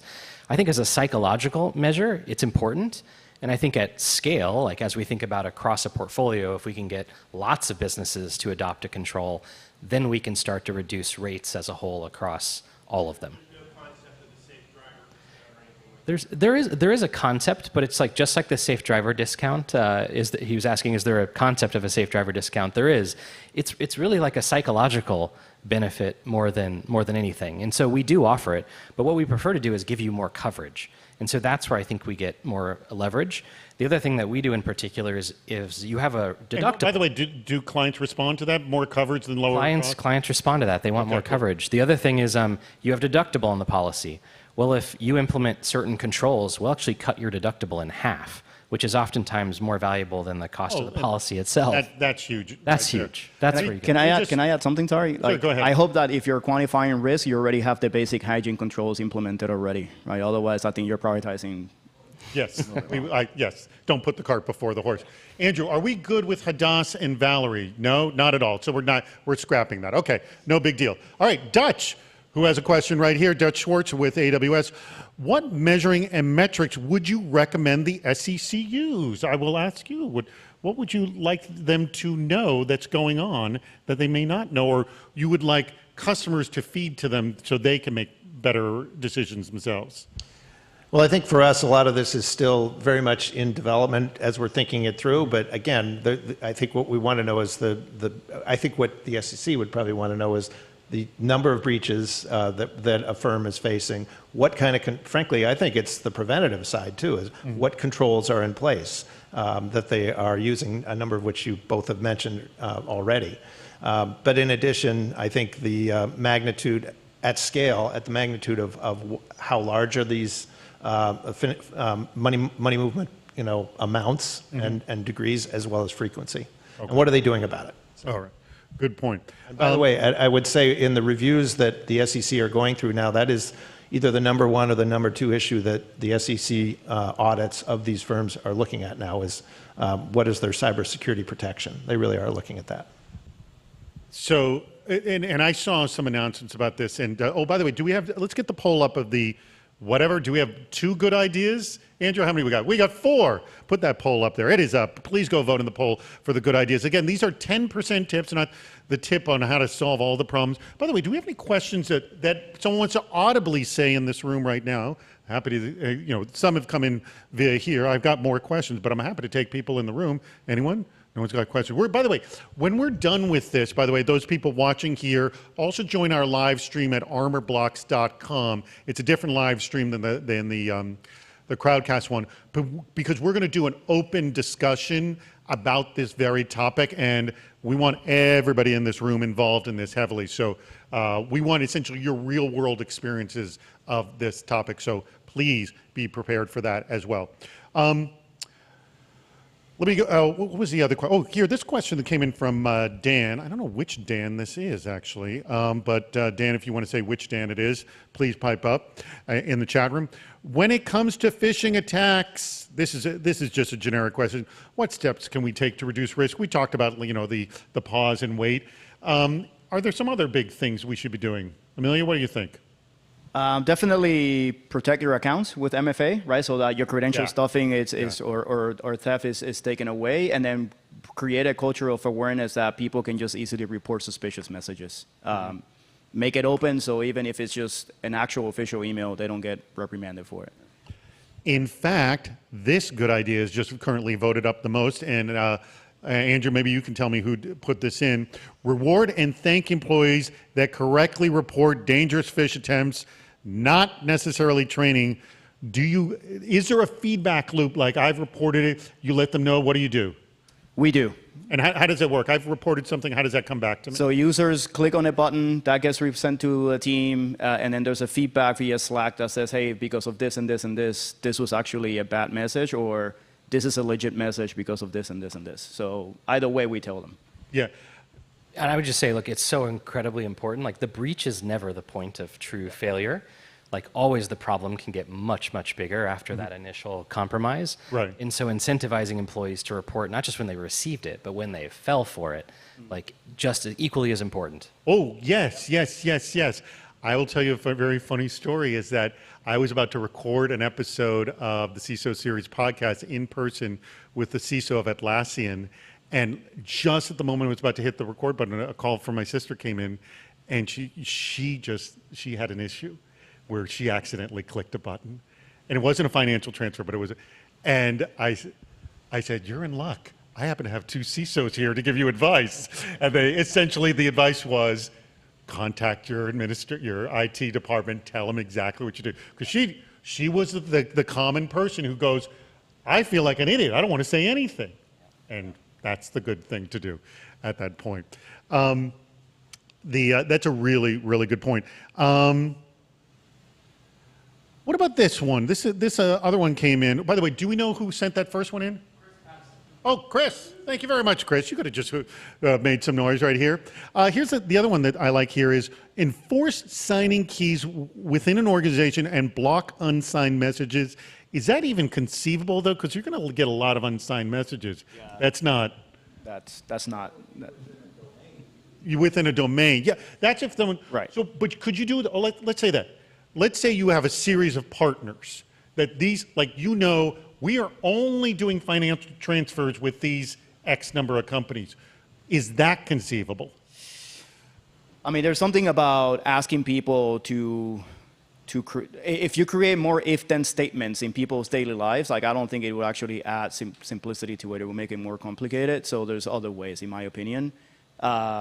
Even if it's just a trusted network of partner, you guys can chime in. You probably deal with it more than I do, but I still think that if I get 200 emails that are unsigned and 20 that need to be signed, I'm still asking my users a whole lot.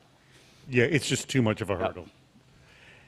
Is there another, it's an interesting concept. I like it because it would. But if you really look at it, like, DKIM is actually a way of signing your domain name, right? So at least you can protect your own domain from being used for phishing with that. Maybe hit me. DKIM, let's literally, this is basic, foundational security. DKIM would be one. What are some other issues? SPF. Right. I think what's that the other one? Maybe you can tell us what's on your requirements list. So we detect whether they have DKIM or SPF configured. I mean, you can look at DNSSEC and things to try and prevent domain hijacking is another one. Do they have read-write permissions with their registrar? What about, do you do pen testing? Not in a formal way, informally. We don't ever cross that crucible and go into the network, but we are effectively performing an attack surface monitoring exercise, looking for ways in. Okay. That's it. Oh, let me just see if I think we have a few more questions. Again, anyone in this room wants to raise their hand. We're going to be talking. I don't know if I fully understand this. This comes from Jeff Rice. How do we handle subrogation with third-party risk? Is there attribution? So I guess it's really the third-party risk issue. Well, how are you managing third-party risk? Well, it's often the insurance company that does this for you. So, for example, if one of our clients has suffered a loss, but it was as a result of a third party's security failure that's not our customer, in any insurance contract, you're subrogating your claim to the insurance company. Right. And we can go after that third party and go after their insurance policy because they're at least partially, if not wholly, liable for it. So, wait, let me see if I fully understand that. If if there's a SolarWinds case and I fall victim to it, where does my insurance kick in, not kick in? So the insurance company will cover your loss, right? If it's covered under the policy, you're going to get a check. However, if the loss was as a result of a third party's failure, like they have some sort of legal liability, the insurance company can elect to go after them, to sue them to recover. It's like car insurance, right? Like, Yeah. Yeah, it's just like car insurance. So that's a pretty fundamental role that insurance companies play. How do you get into this? How do you get involved in this in third parties? Well, first of all, I mean, I do think, well, we don't directly because Right. they're the outside providers who are doing it, whether it's the insurance companies that are working directly with our registered investment advisors or whether it's what we're doing with Armorblox. But in either case, many of these breaches are exactly that from third parties. And so then it really is up to them to go to their insurance providers. We're not intervening directly. Yeah, and then if you're a software vendor, you have to make sure you have third-party claims added to your own insurance policy. Yeah. What do you think? Here's an interesting 10% idea that came in, and I'm going to ask you if you think this is. It could fall into the area of bad idea too, but I like the creativity. Security is a very fine line. Look, I like the creativity idea. I will also say this: many good ideas come from bad ideas too. But I think this has got an interesting bent to it.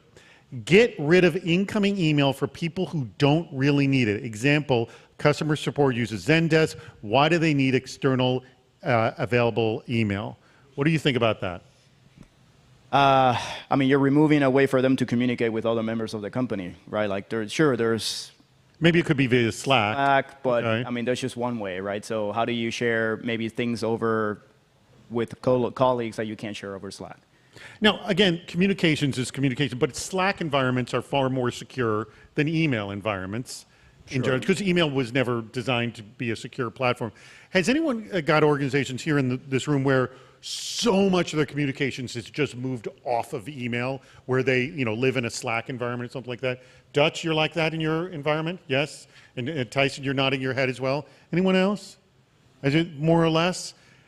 I would just thumbs up and thumbs down. Do you think this has improved situations? Bill, you're saying it's improved, or you don't really know, Tyson? You don't know. But Bill, your thumbs up, you're saying it's improving. Can we get a mic to Bill over here? Whoops, watch yourself. Hold on. I'm interested to know what your thoughts on this are. And we have, we're about 9 minutes out. Yes, go ahead. Yeah, David, I'm not convinced that it's better, but it's not on email. So What does that make it better or worse? I don't even know. I'm not 100% convinced, right? I don't know how many Slack channels sometimes. So All right. It can be too distracting. It's not a great source of. it may be better than email, is my point, but I'm not sure it's the answer. I'm going to go back to the Department of Yes. Like, I actually think it's not a horrible idea. If an employee doesn't need access to email, Yeah, to the principle well, it's of in the least privilege. 10% tip. I we think go. it was a good idea. Who actually submitted that, Andrew? But the question is, how does HR communicate with that employee then? Slack. Slack? Slack? Yeah, I mean, you can Phone, hold it. person, I don't know. My wife works at Oracle, and like 95% of her communications is Slack, so she's living in that world. Do we know who sent that in? No? We're going to find out eventually. Anyways, or whatever, speak up in the chat room if that was you. The only other thing I would add to that is, as we're working with clients with Armorblox, they can identify the number of employees they have, but all of a sudden, as we're starting to get, because we have tiered pricing, all of a sudden they start to identify some underutilized or unattended email boxes. And I think just having too many of them and not having the controls over them, and you probably would echo that, I think is part of the problem. So if they're not using it, you could shut it down. Is that even conceivable? We could make it that way. How about be a department of yes, right? But right now the way we work is like everything that is HR related or mandatory training is all over email because we don't think of Slack as like a permanent retention tool. So we wouldn't be able to do it. You wouldn't? Okay. Yeah, it's I like the creativity of the idea. It's not a Kudos bad idea. to this. That was actually entered in twice. You told me there were 4, but there was actually only 3. You entered one in twice, Andrew. All right. Let's see. It was a really, really good idea. Well, we're getting close to the end here, and I also want some of. I'm just going to ask this very open-ended question. What have I not been asking about on this issue of the economics of email fraud that we should have discussed? And this, by the way, we can tease this now and bring this up in our salon later. What do you think, Josh? Look, maybe one surprising thing that many people may not be aware of is going back to the point of the breach is not the point of failure, is that even if you have wired money out of your bank accounts, you can get it back. And we're not your average insurance company per se, but we've recovered over 56% of the funds stolen by our customers since the company was founded, like tens of millions of dollars. You can go and we have direct access to communicate to the fraud departments at Let me banks. ask you, what's the please. longest period of time that you've gotten money back? The longest period, like in terms of how much time went by? Yeah. So someone reported the loss 3 weeks after it was And lost. you got it back? We got it back. That's Yeah. impressive. Because of the way this works, right? Typically, criminal hackers will gain access to a bank account illicitly. They'll defraud multiple companies at once who are all depositing money into that account, typically in the US. They're trying to get it out of the US as fast as they can. They know they're going to get caught, so it has a finite life. So if we can get a request in on behalf of our customer to reclaim the funds, it's first in, first out, like in terms of the requests. So we can often recover the money prior to others, if that makes sense. So speed matters. Ideally, we'd like you to tell us within a day, within hours, days, prior to weeks, but it can be done. Yeah, I was going to say, I don't know if it's common knowledge or not, but for those organizations that maybe don't have that in their policy, the FBI also can help with that as well. Okay. And I'm going to throw it to you, Scott, and because we're going to sum up in just a moment. Is there anything we haven't hit in today's discussion, like, and again, we can bring this up again in the Salon as well, that people should know? Well, I just think it's for smaller businesses, and that's a lot of what we're dealing with our clients. I think they just believe that their human interaction and their business processes are sufficient to protect themselves, and they don't understand the nature of what they're up against. I think that's probably true across a range of industries, with the ability of to move money pretty easily and get compromised, and frankly create existential threats for some of them. So I think that's a big part of what we got to be thinking about going forward. Is it's not just the big enterprises that are well trained that understand the nature of the risk. We've got to figure out how to educate smaller enterprises too. Excellent point. All right, we have just essentially about 4 minutes left, so let's do a quick summary, and I'm going to go down the road. We'll end with you last. Emilio, well, first of all, the question I always ask everybody, are you hiring? So make sure you all have an answer to that one as well. But summarize in terms of what you want everyone to know walking away from today regarding how they can improve their understanding of the economics of email threats and how they should be addressing it. That, we understand the standards of, MFA like that, but what they should be thinking about, they may not be thinking about. Which is kind of a repeat of the question I asked earlier, but I just realized. But just summarize, like in terms of make sure you're moving in this direction. I would say, I think maybe, and I think it sort of pairs well with my answer to like, what have we not asked yet, is a lot of times companies, when they think about email security, is more so of like, how do we get the users to never click on anything bad? And they make sure that they're punishable by corporate policy or by training that they can't do it. So the question that maybe we should have asked is, have phishing training and like simulations of they actually reduce the BECs and the phishing and the smishing. Second, how are you instilling a culture, right? And I think that's my message outside of the MFA and controls and everything is, how do you build a culture of openness and transparency where people know where to go to, who to go to, when, and that nothing will happen to them if it was a good thing or a bad thing, and that security is thinking, to your point, that the initial point of compromise should not take down the whole company. So like think with them and work with them on the processes, maybe create that process gap that you said around when you get the email, it'll take 10 minutes before you do it, right? So work with them. The gap it concept. So just 1 minute, just summarize like what you want everyone to know. And if they were coming to Coalition. Sure, yeah, look, I mean, I think it's increasing, the community is embracing that this is a risk management problem. And so the framework we use is you can do 3 things with risks. You can accept them, you can mitigate them, or you can transfer them, which is, of course, what insurance does. And by definition, you cannot mitigate all of them. Like, it's not a linear line that goes to 0. It looks like a diminishing returns curve where you could have an infinite security budget and hire all the Emilios in the world, and bad things can still happen. Right. Whatever you haven't transferred or mitigated, you have accepted.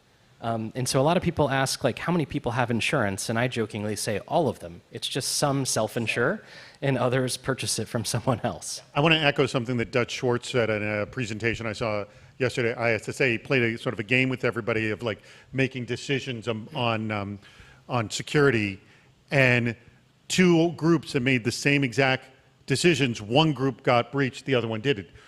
You can literally make the same decision as someone else, and one can fail and one can't. That's the bizarre thing of it all.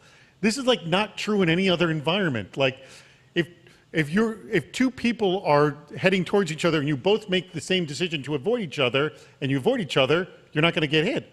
It doesn't work that way in getting attacked as well. So that's a thing to keep in mind, and that's why insurance, no matter how good you are, it's going to happen. It's all right, closing comment. We literally have less than a minute. Let's give your last thoughts, what you want everyone to understand and know. Well, I've been emphasizing this issue around smaller enterprises need to become more aware of it, but I also think that they've got to recognize that it's not just about training people, it's not just about processes, but they need supporting technology, like what we're doing with Armorblox, supporting technology that really can help catch and prevent and identify a lot of that. I think that's going to go a long way towards mitigating some of the challenges that many of these firms face, and frankly, start to think around risk management and not just about growing their firms and all that kind of stuff. All right, Andrew, we are not going to go through those final slides, so don't bother. We're not going to do it. I'm just going to wrap up the show right now. I want to thank my guest from the far left here, this Emilio Escobar. He's a CISO over at Datadog. Oh, by the way, are you all hiring? Can I just assume? Yes. Everyone's hiring. Yes. Who isn't? No, are you hiring? We hired 18,000 people during the pandemic, so yes, they're hiring. Yes. Everyone's hiring all the time. So if you're looking for a job, go talk to them. Anyways, I'm sorry, Emilio Escobar, thank you very much. Joshua Motta, who's the co-founder and CEO of Coalition Insurance, and also to my immediate left is Scott Slater, who's the VP of Practice Management and Consulting for Fidelity Investments. I want to thank everybody who is in the chat room, everybody in this room as well. Please stick around for that. For those of you watching us online, please go to armorblox.com if you want to see the rest of this show, because we're going to have a big open discussion about this, about real-world experiences on email compromise, and I want everyone's feedback on that as well. So please, please participate if you can on that. If you go to armorblox.com, you'll see a link right there at the top of the screen to register for the event, and there'll be an option to register for the virtual version, and that's how you can see that. And so you can essentially jump into the middle of the show. Anyways, thank you very much, everybody, for participating. Let's give a round of applause for everyone on stage. Thank you, Andrew. Thank you, everyone in the chat room. Take us out, Andrew. Good job jumping in.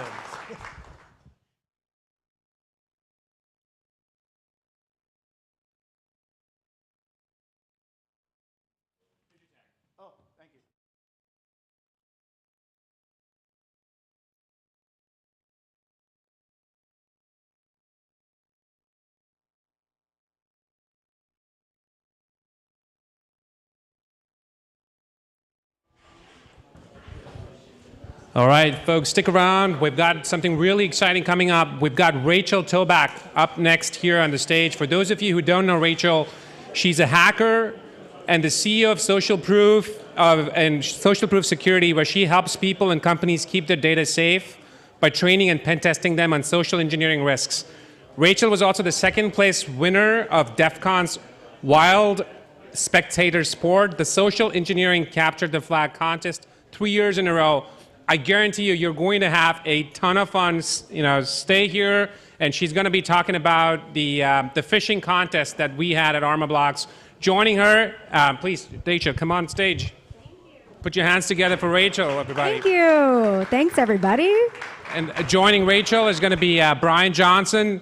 And a quick introduction to Brian. Brian Johnson currently is the CISO at Armorblox, and prior to this, Brian was a CISO at Upwork, a lending club, and was one of the principal architects of the Netflix security program. Please put your hands together for Brian Johnson as well. Hey, Brian. Thank you, sir. What's up? How you doing? How you doing? So we are going to announce the winners of the winning competition at the end. Do you want to come back up and join me at the end? At the end, absolutely. That sound good? We'll be right back. All right, I'll call you back. All right. Thank you, everybody, for joining me here today. Looks great. My name is Rachel Tobac. I'm a hacker. So who here is a hacker, would identify as a hacker in the audience here today? We got a few hackers. Who's been to DEF CON? the world's largest hacker conference. All right. If you've been to DEF CON, I would classify you as some sort of hacker. So let's jump into our talk today. We're going to be talking about how we hack, how I actually dive into the mind of an attacker, what I do when I am hacking, what it looks like, and how you can avoid falling for my tricks. At the end of today, we will be announcing the $500 grand prize winners for the Armorblox Contest. So let's jump into it. First and foremost, who am I? As I mentioned, I'm Rachel Tobac. And if you're curious about how I got my start in social engineering, this is it. The world's largest hacker conference, DEF CON. There's the social engineering capture the flag. Who has seen the SECTF, social engineering capture the flag? Awesome. Okay. So what happens in this is you get into a glass booth in front of an audience of about 500 people, and you have to hack a real-life company target live in front of that audience in 20 minutes. It's an extremely sweaty experience. It's very fun. I ended up getting second place in this competition 3 years in a row. Very consistent. You know, we don't need to go for first. Second's good enough. Thank you, thank you. And that's how I got my start in social engineering.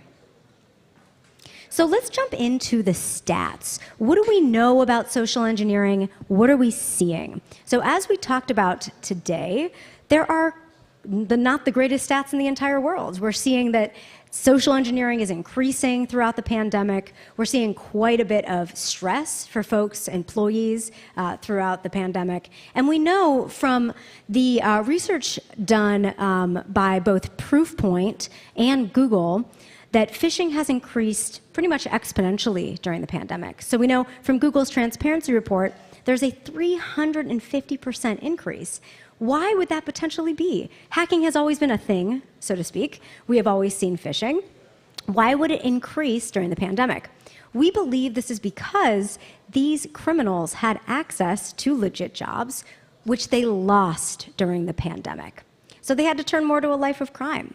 And we know that a lot of this includes ransomware. The interest is in money, right? 78% of organizations saw some sort of email-based ransomware attack in 2021. And we know this from Proofpoint's research. So let's jump right into how are hackers thinking? When I'm sitting down at my computer and I'm going to craft the best phishing attack possible, what's going on in my brain? So first and foremost, if you want to find the attackers that you're going to find most frequently in your inbox, I want you to follow the fear. So what do I mean by that? You have to ask yourself, what keeps us up at night? And that's different for everybody. For yourself individually, for your family, for your friends, for your coworkers. And every different teammate has something different that stresses them out.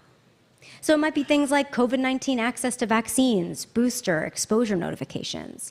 It might be public health guideline changes or guideline changes at work. Do I have to wear my mask now? Do I need a new booster, et cetera? And right now, we're seeing quite a bit of donation scams.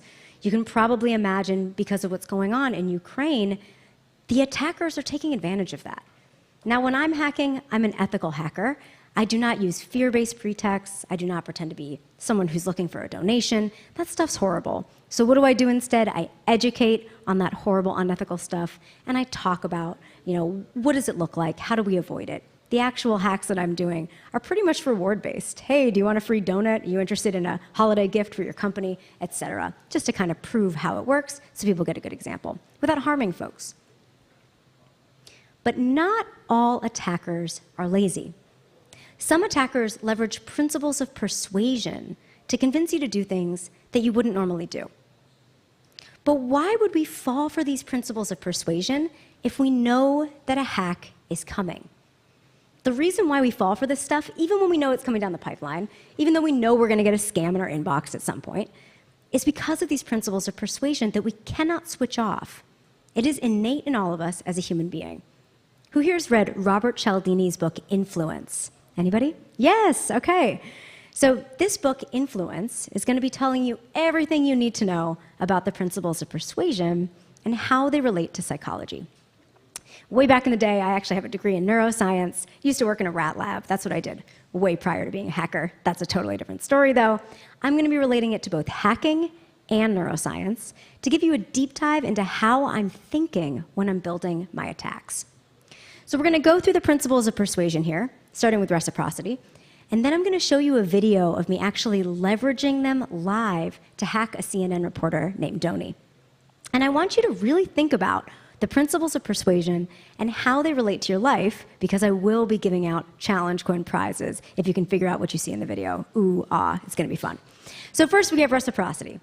This is all about our hardwiredness to be, feeling indebted to somebody. If we give information to somebody else about ourselves, they're more likely to tell something to us about themselves.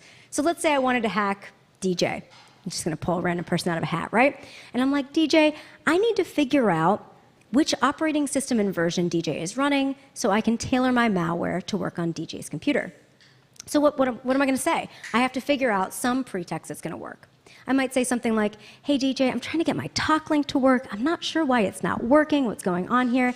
It might be because I'm on a Mac and I wrote this deck on Windows. I honestly don't know. And I'm bad at computers. Who knows, right? Throw something in there to make them feel bad about you, right? And then DJ might say, well, honestly, Rachel, I'm on Windows 10 right now. I don't know if I can help you. Let me see if I can grab somebody who can support you. That little information about what I'm on, this Mac, and that I used a Windows machine to build it, and hopefully that's enough detail to get DJ to tell me the information about his machine so that I can tailor my malware. Then we have commitment and consistency. We have to make thousands of choices every single day. Our brains need to take shortcuts, otherwise we wouldn't be able to get our work done. So with commitment and consistency, we try and get you up the yes ladder, so to speak. If I can get you to say yes early on in a conversation with me, we're talking about COVID traffic, your parents, your dog, etc., that we both have chihuahuas, whatever, right?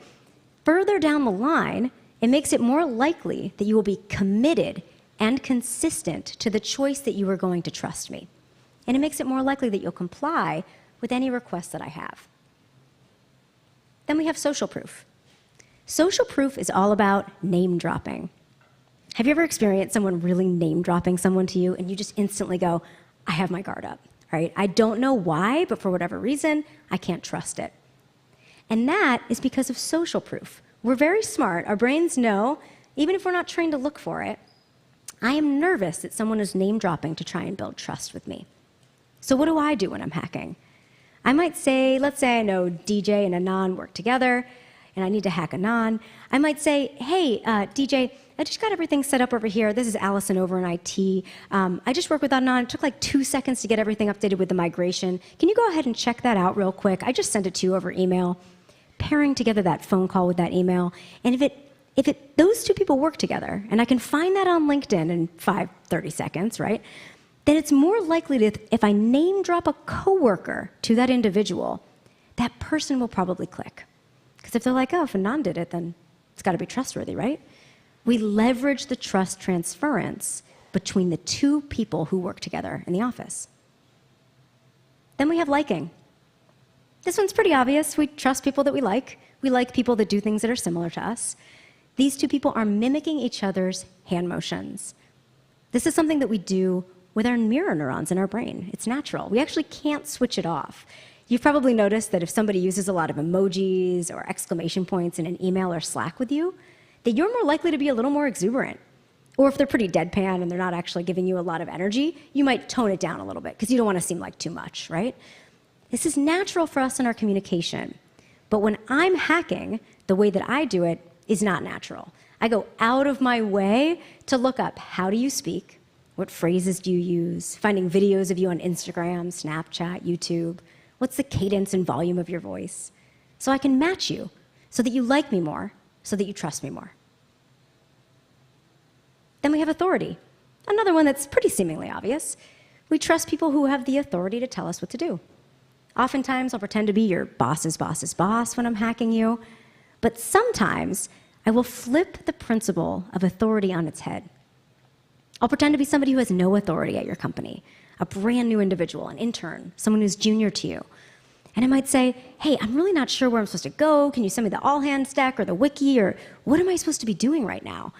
Hoping that I can get leverage, some information from you, giving you the authority to tell me what to do. And I have none. This does work for me pretty frequently. I will say, though, most frequently I will try and be your boss's boss's boss, because that's a pretty sure way to do it. Then we have scarcity, urgency. Imagine if you receive a phone call. It's very loud. I'm playing the sound of an airplane taking off in the background on YouTube when I call you. And I'm like, hey, I am so sorry. I'm trying to figure out why my talk link isn't working before I get there tomorrow. And you're like, I cannot hear you. What's going on? And I'm like, I'm sorry, I'm sitting on the runway right now. Can you hear me? Can you hear me? It's www.maliciousurl.com. Can you make sure it works? Please, DJ, I really have to go take care of my parents. I'm so sorry. This is last minute.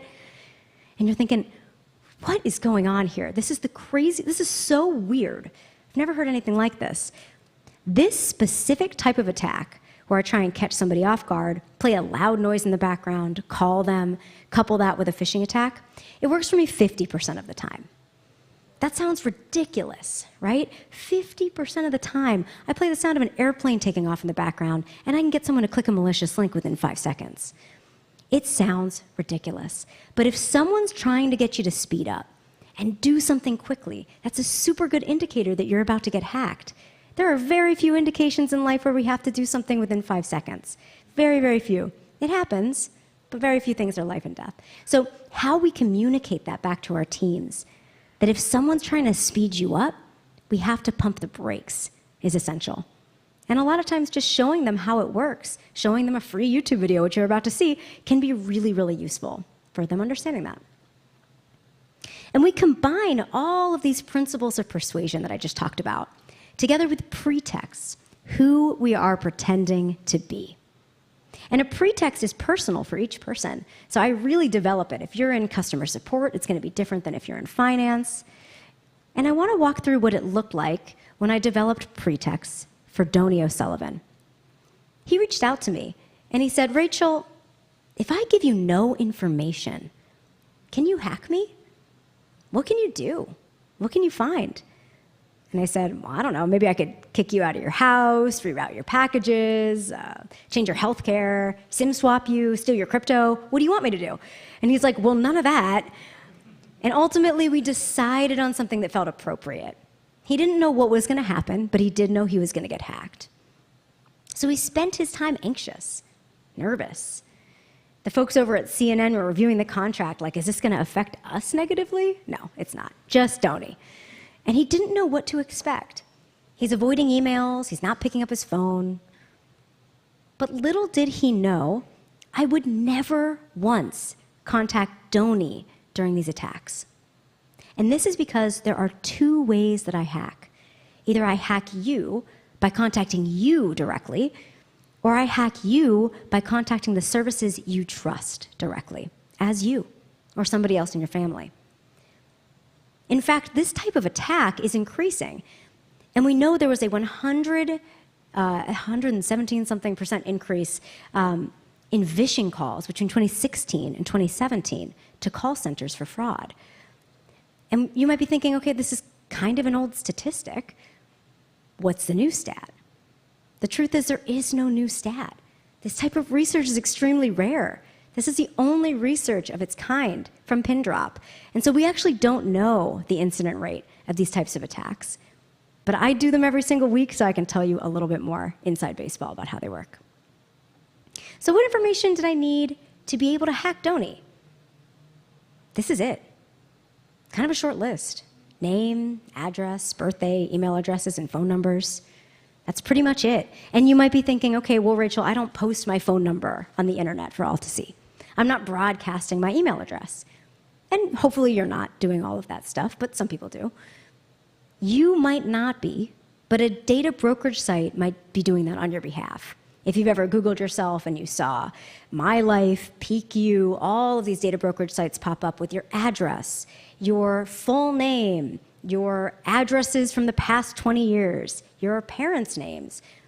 These are data brokerage sites that sell your information. I use them to be able to hack you. Criminals do too. Highly recommend removing your information from these data brokerage sites. You can do it manually, or you can pay a service to do it for you. This is not sponsored content. They don't pay me to say this. They just do a good job. The name of the company is Abine, and the name of the service is Delete Me.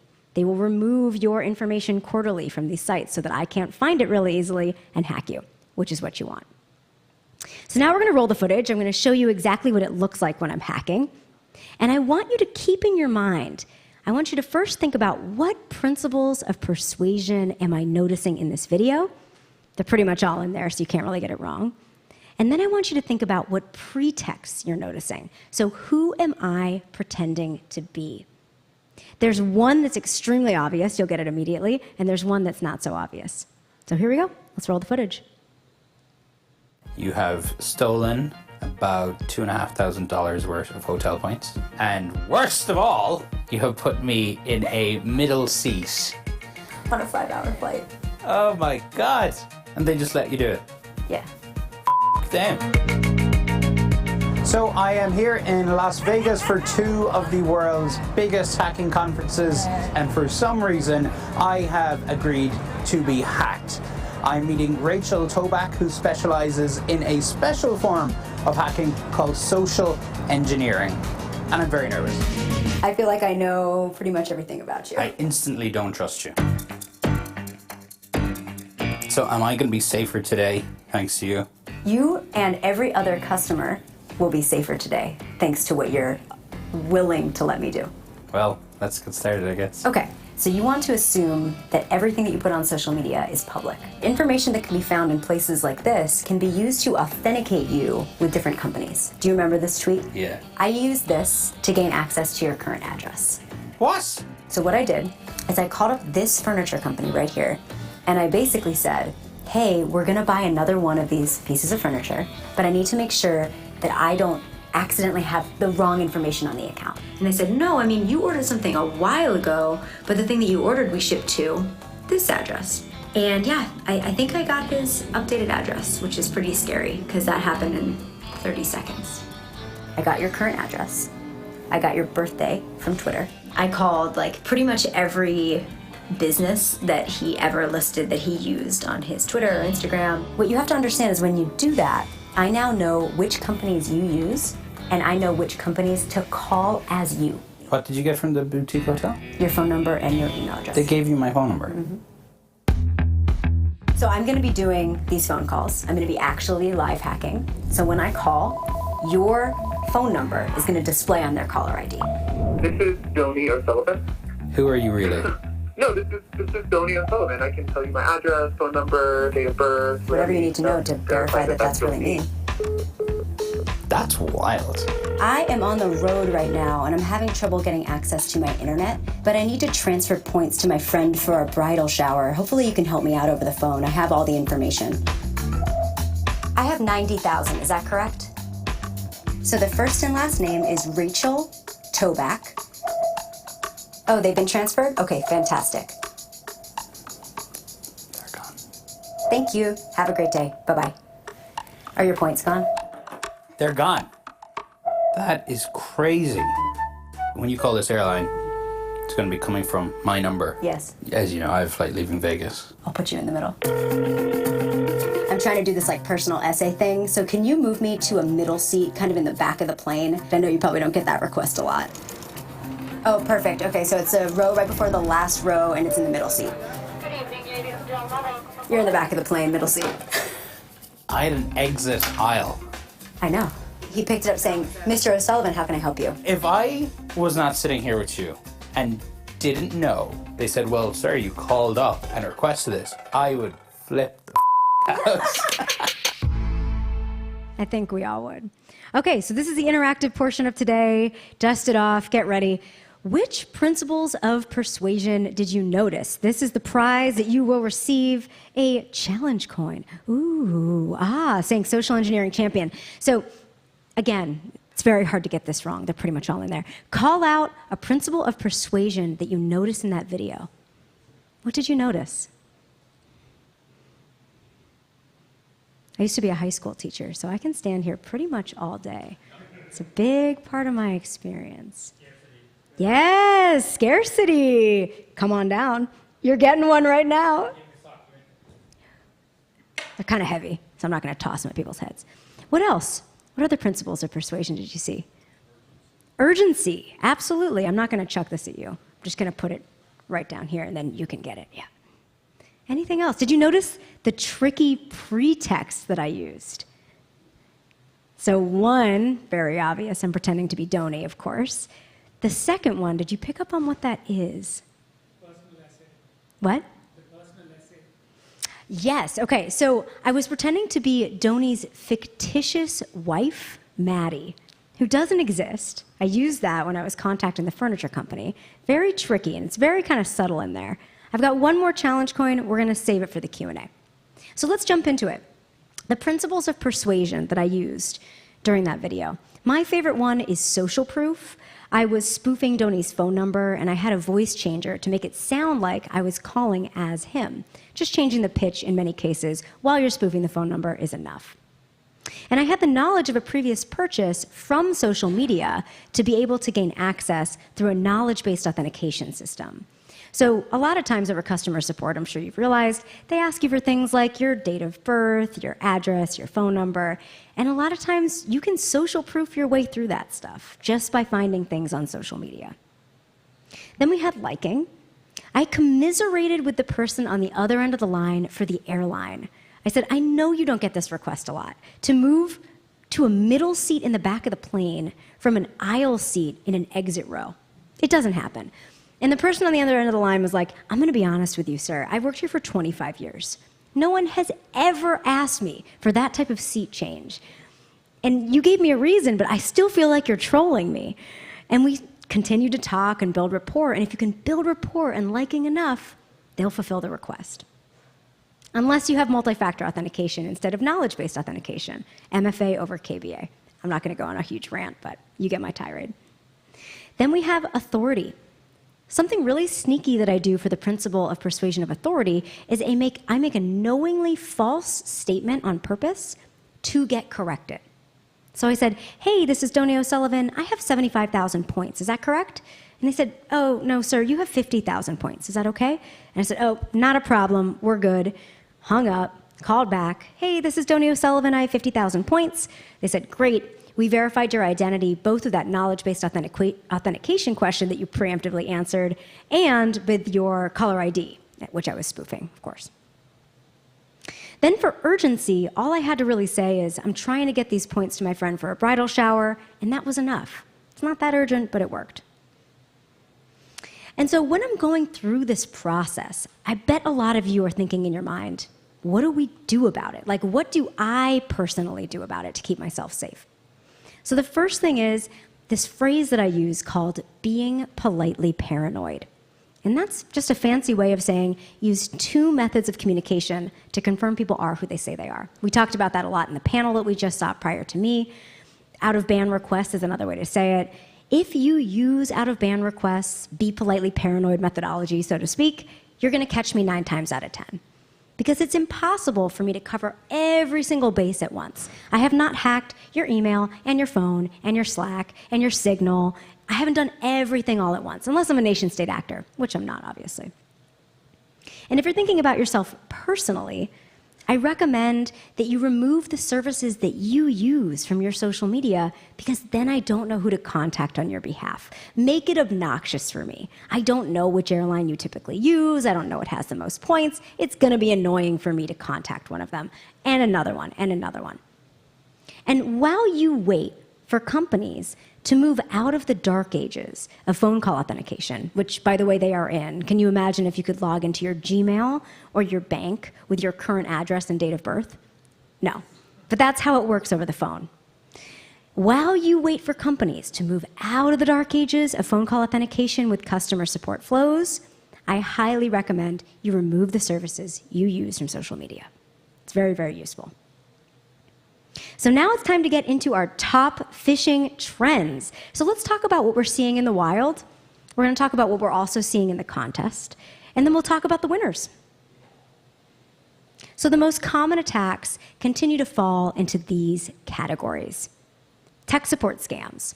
Who here has received a call of somebody pretending to be from Apple, Microsoft, Dell, Geek Squad? Yes, pretty much everybody at this point. If you haven't, you will. This is the thing that I want to make sure you understand your parents, the folks in your community know about, because this is a thing that I'm having to remediate in my personal life with folks way more frequently than a lot of the others. People fall for this one. Somebody calls them up and says, hey, I'm with Apple, you have a virus on your computer, let me go ahead and help you take that off. They're going to use some sort of software that you download, get remote access, boom, they got in. Or they're even going to say, just hold up a checkbook to your computer. Let me go ahead and see that, and can you wire me this amount of money? So obnoxious, they take advantage of people, can't stand it. Next one is shipping scams. I was about to do this talk, and somebody just messaged me on Twitter, I just got a shipping scam from DHL. I just got a phishing scam from FedEx. It's something that we're going to see pretty much every day. It's one of those spray and pray attacks. They're going to send it out to 10,000 people. Just hope somebody clicks. Government impersonation. Who's received an email, someone pretending to be from the IRS, or a voicemail? Yes. Constant. It's just constant. We receive it in multiple languages. They are really going out of their way to be inclusive with this one, right? You might be thinking to yourself, who's falling for this stuff? I get these all the time. I'm here to tell you, if you're receiving it, someone's falling for it. They only do it because it works. So we have to let the folks in our community know how to stay safe. Bank impersonation. We see it a lot over the phone, loss prevention calls, email. We're also seeing it a lot over text message right now. So it used to be that you get an email. Now it's like, hey, this amount was spent in Florida. Is that you? No? Call this number, attacker controlled, and let's go ahead and take care of that for you. They then siphon out all the information that's used for KBA, knowledge-based authentication, for the bank on your behalf. So they basically do account takeover by contacting you and the bank and working as an intermediary. Annoying. It works. Then we have gift card scams. Someone pretending to be an exec at your company, asking, hey, we need $50 to Amazon 3 times for 3 different clients. Go ahead and scratch off the back and send it to me.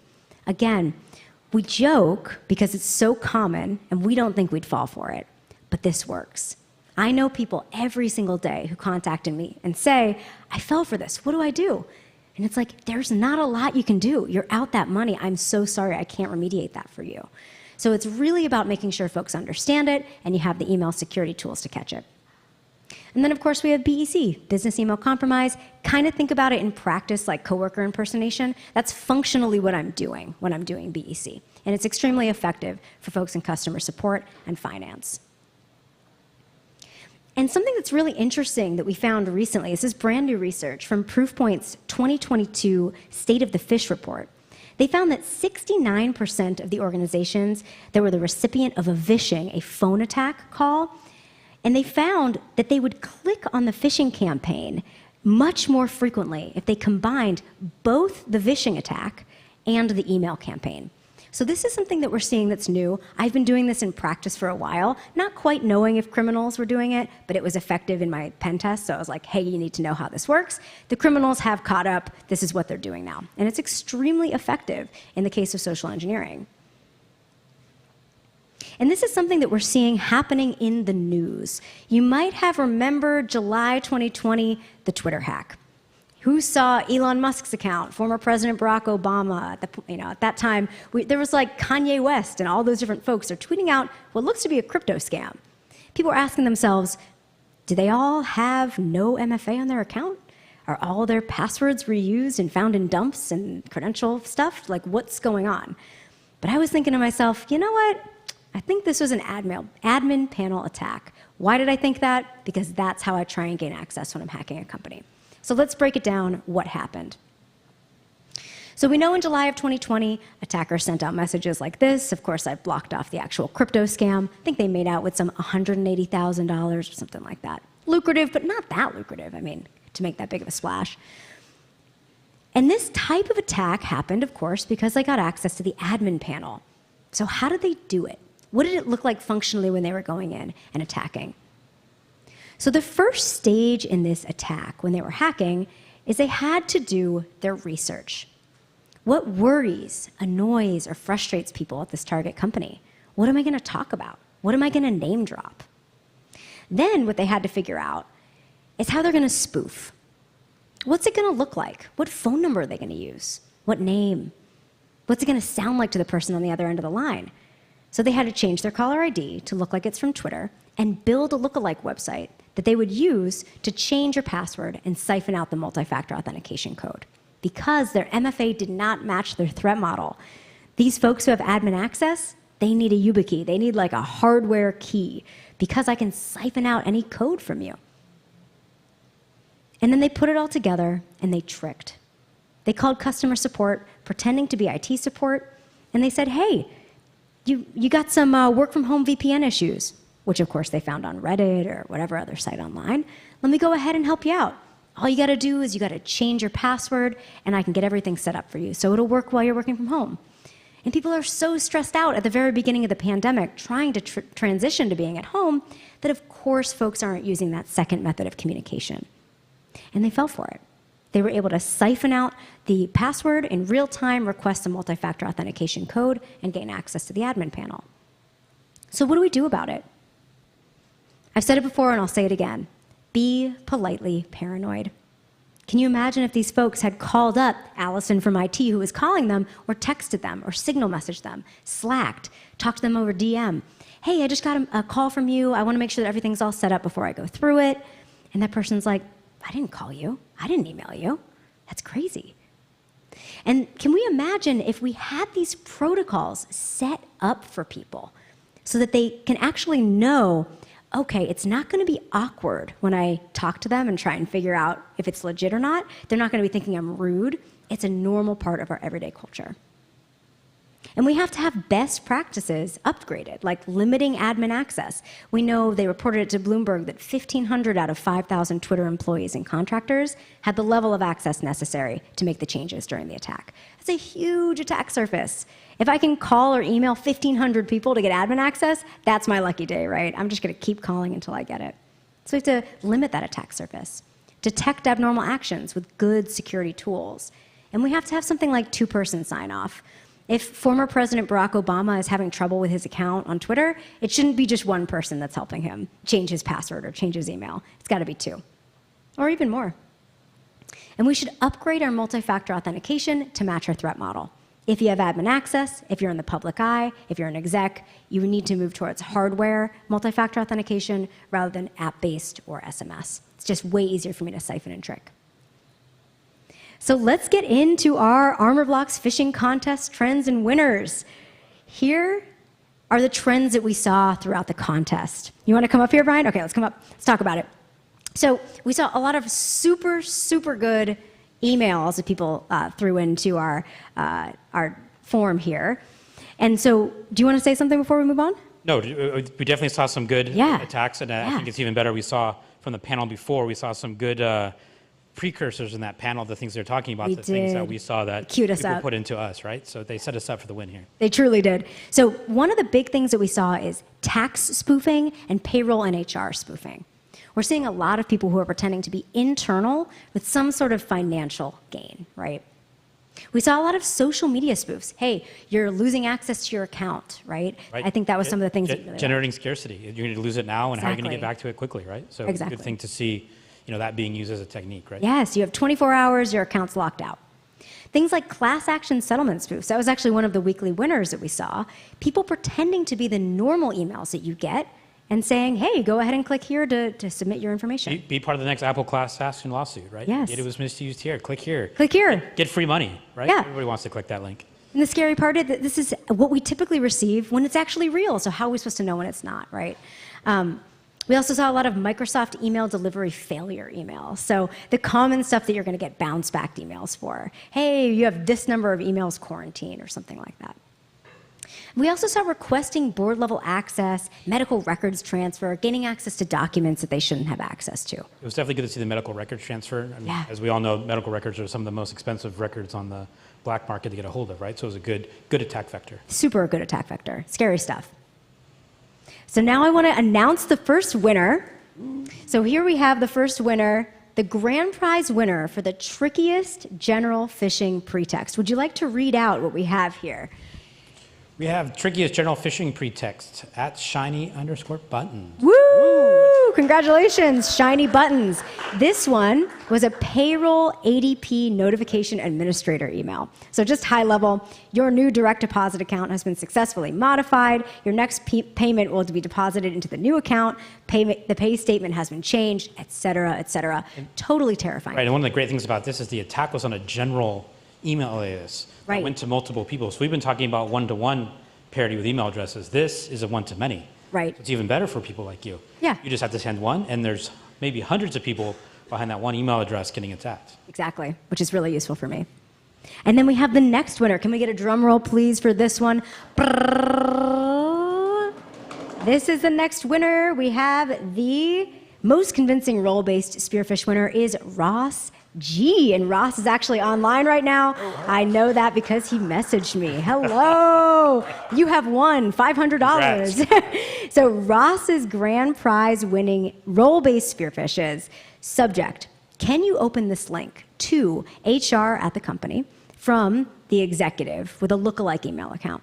Hey team, I'm traveling and need to make sure our board can access the info in the deck by tonight. Can you just let me know if you can open this link and see the presentation? Thanks, Michael.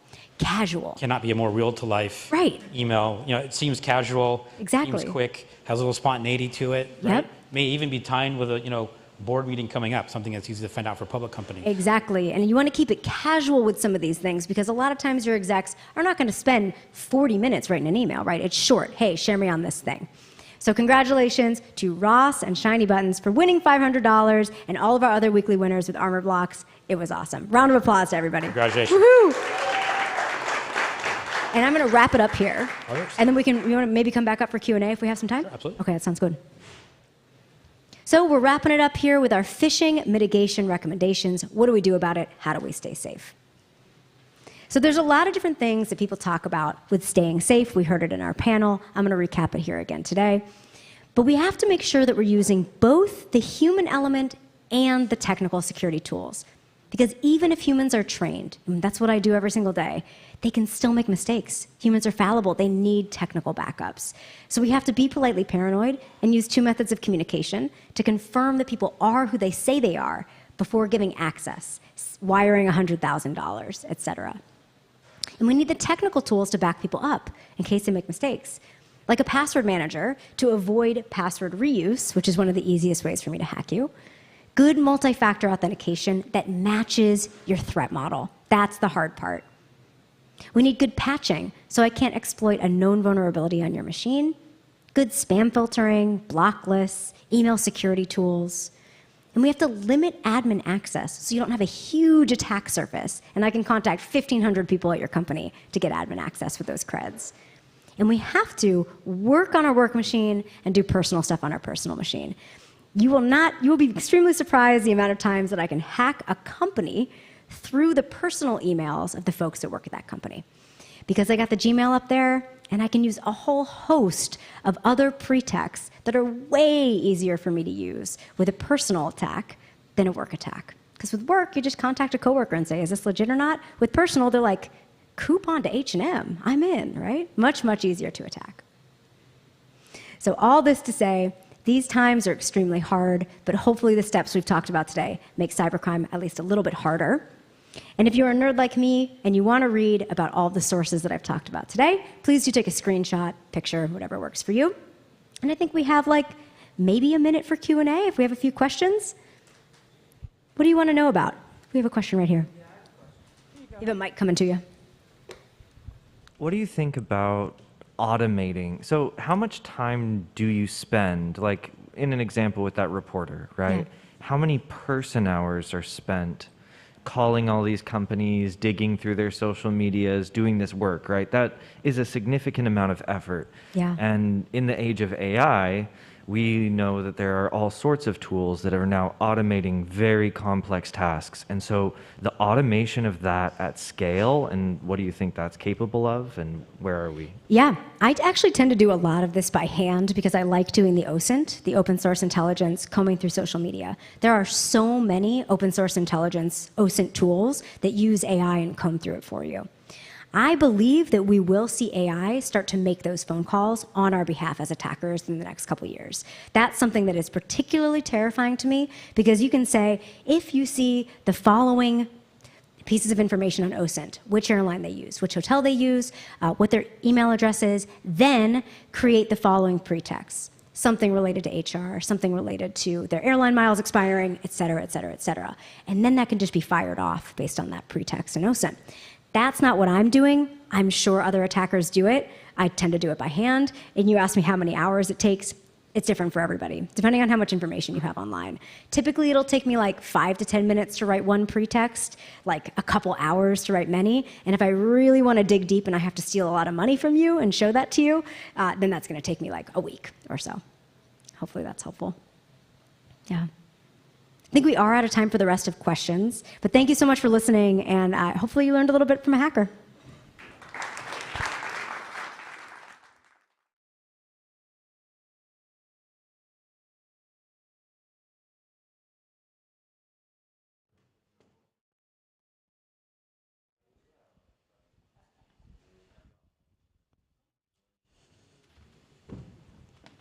Are we sitting down? Yeah, why not? Wow, okay. All right, good afternoon. We're going to switch it around a little bit now. We're going to talk about what's happening in the ecosystem. We heard a lot about this morning in terms of the private and the public partnership to solve some of the pressing needs. We listened from the panel in terms of some of the priorities that different enterprises are facing. We heard from Rachel on the other side, right? Like what goes into the hacker's mind. With me, I have the pleasure of having Phil Montgomery. Phil, do you want to introduce yourself pretty quickly? Yes, I'm Phil Montgomery. I'm the general manager of the Microsoft Security Go-to-Market. I'm based here in Silicon Valley. I seem to have picked up a funny accent. Yeah, my voice is croaky. I'm from Australia originally, and I loved Rachel's talk. Before we go further, I just wanted to say that I get spearphished all the time being in the security business. And once they turned my LinkedIn profile into Cyrillic, into Russian, and I think that was a warning. So I love what she said. I do not have a Twitter account. I do not have an Instagram account. I do not have a Facebook account. I have a LinkedIn account for work, but I really loved her advice about nothing personal on the work machine. So my Microsoft laptop, I do not touch anything personal on that. I do not access email. I don't browse the web. I have a small little personal machine that I travel with, and I think that was just fantastic advice. And we've really got to keep our eyes open. But I'm super enjoying the event. Yep. No, thank you, Phil. So Microsoft, let's begin with. You're the largest security vendor on the planet, arguably, and in your capacity, you get to talk to the business leaders. A lot of CISOs around the world. Let's start at the 30,000-foot level. What is top of mind for the CISOs these days? What are some of the major trends and market views that you see when you talk to those folks? Yeah, that's a really good place to start, and I think you covered a lot of what CISOs are concerned about. Where I like to start is that why are we in this situation? And I think the trends are cybersecurity is different than any other form of IT because there's a motivated human being at the other end. It is a form of warfare. And I really liked the opening discussion because other kinds of warfare, the government owns the infrastructure. Like if somebody attacks the infrastructure, the government owns it. With cybersecurity, private enterprise owns most of the internet, and private industry has to take a big part in it. So I think what's top of mind is how do we make the world a better place? And one of the reasons I joined Microsoft is that Brad Smith, our president, works with the White House, he's working with governments around the world, and we're collaborating with our competitors. We collaborate with Google, with Amazon, with Mandiant, with other people. We're working to improve the situation. And I think what's top of mind with CISOs is we need a solution to this. It can't keep going on. And the solution's got to come from governments working together. And that's what's really, really important. And that's why I joined Microsoft. We announced we're going to invest $20 billion in cybersecurity in the next 5 years. We've brought a whole lot of new people into the company. And the mission we're driven by is let's make the world a better place. But I really want to emphasize that security is a team sport. It's used all the time. And we will work with partners. We'll work with competitors. We will work with governments. We'll work with everybody to make the world a better place. And that's what the CISOs want. Yeah, and I want to double click on that, Phil. So we heard a lot about the public-private partnership, where the idea was to bring in a collaborative effort between the two entities. Microsoft is so ubiquitous, not just in security, but just in infrastructure in general. And the company has almost catapulted into the cloud side of the infrastructure as well. So when you talk about ecosystem partnership, what is the principle at Microsoft? And I would like you to touch on maybe the MISA program as well, maybe just sharing the whole idea of how you think about bringing in a holistic security approach, because these problems are pretty massive, and it just takes a village to go solve for it. Yeah, absolutely. And I'll zero in on security, seeing we're here at the RSA show. When we talk about ecosystem, it's really important, first of all, to support multi-cloud, multi-platform. So I'm going to start from that aspect. So, we have tools that, give you cloud security posture across Amazon, across Google. We support multi-operating systems on the endpoint. In fact, I was talking to our CISO, Brett Arsenault, yesterday. He supports 31 different operating systems and versions internally, and he said that Microsoft is the second largest Apple Macintosh deployment in the world. So, we are a very diverse environment, and I know where you want me to go with ecosystem, though. Like, we can't do it alone. We need partners out there innovating, and that's really the history of Microsoft, is that we have a fantastic set of partners, whether they're ISV partners, whether they're MSSP partners, whether they're our channel partners, whether they're consulting partners. We can't solve this alone. We need to work together with a strong ecosystem. So we created a program. It's called the MISA program, the Microsoft Intelligent Security Association. To be in the program, you need to be using or extending one of our security technologies. After a few years, we have about 300 partners that are in the program, and we want to continue expanding it. And we want partners to find gaps. We want them to innovate. We want them to add to our solutions, because we're delivering a platform, whether it's a cloud platform, whether it's the work productivity platform in Microsoft 365.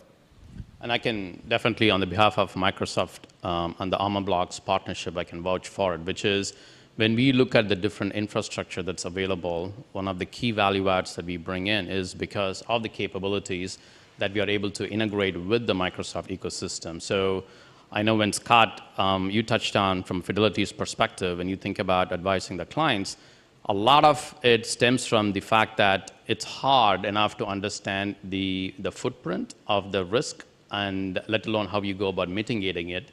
And the only way you can do it is if you have an open system and open architecture that allows you to make sure that one is talking well with the other.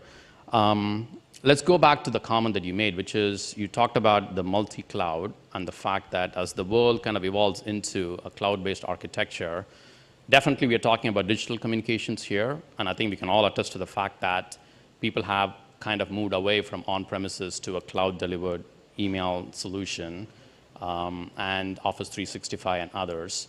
So when customers move towards a cloud-delivered solution, what are some of the characteristics that they need to think about from a security standpoint?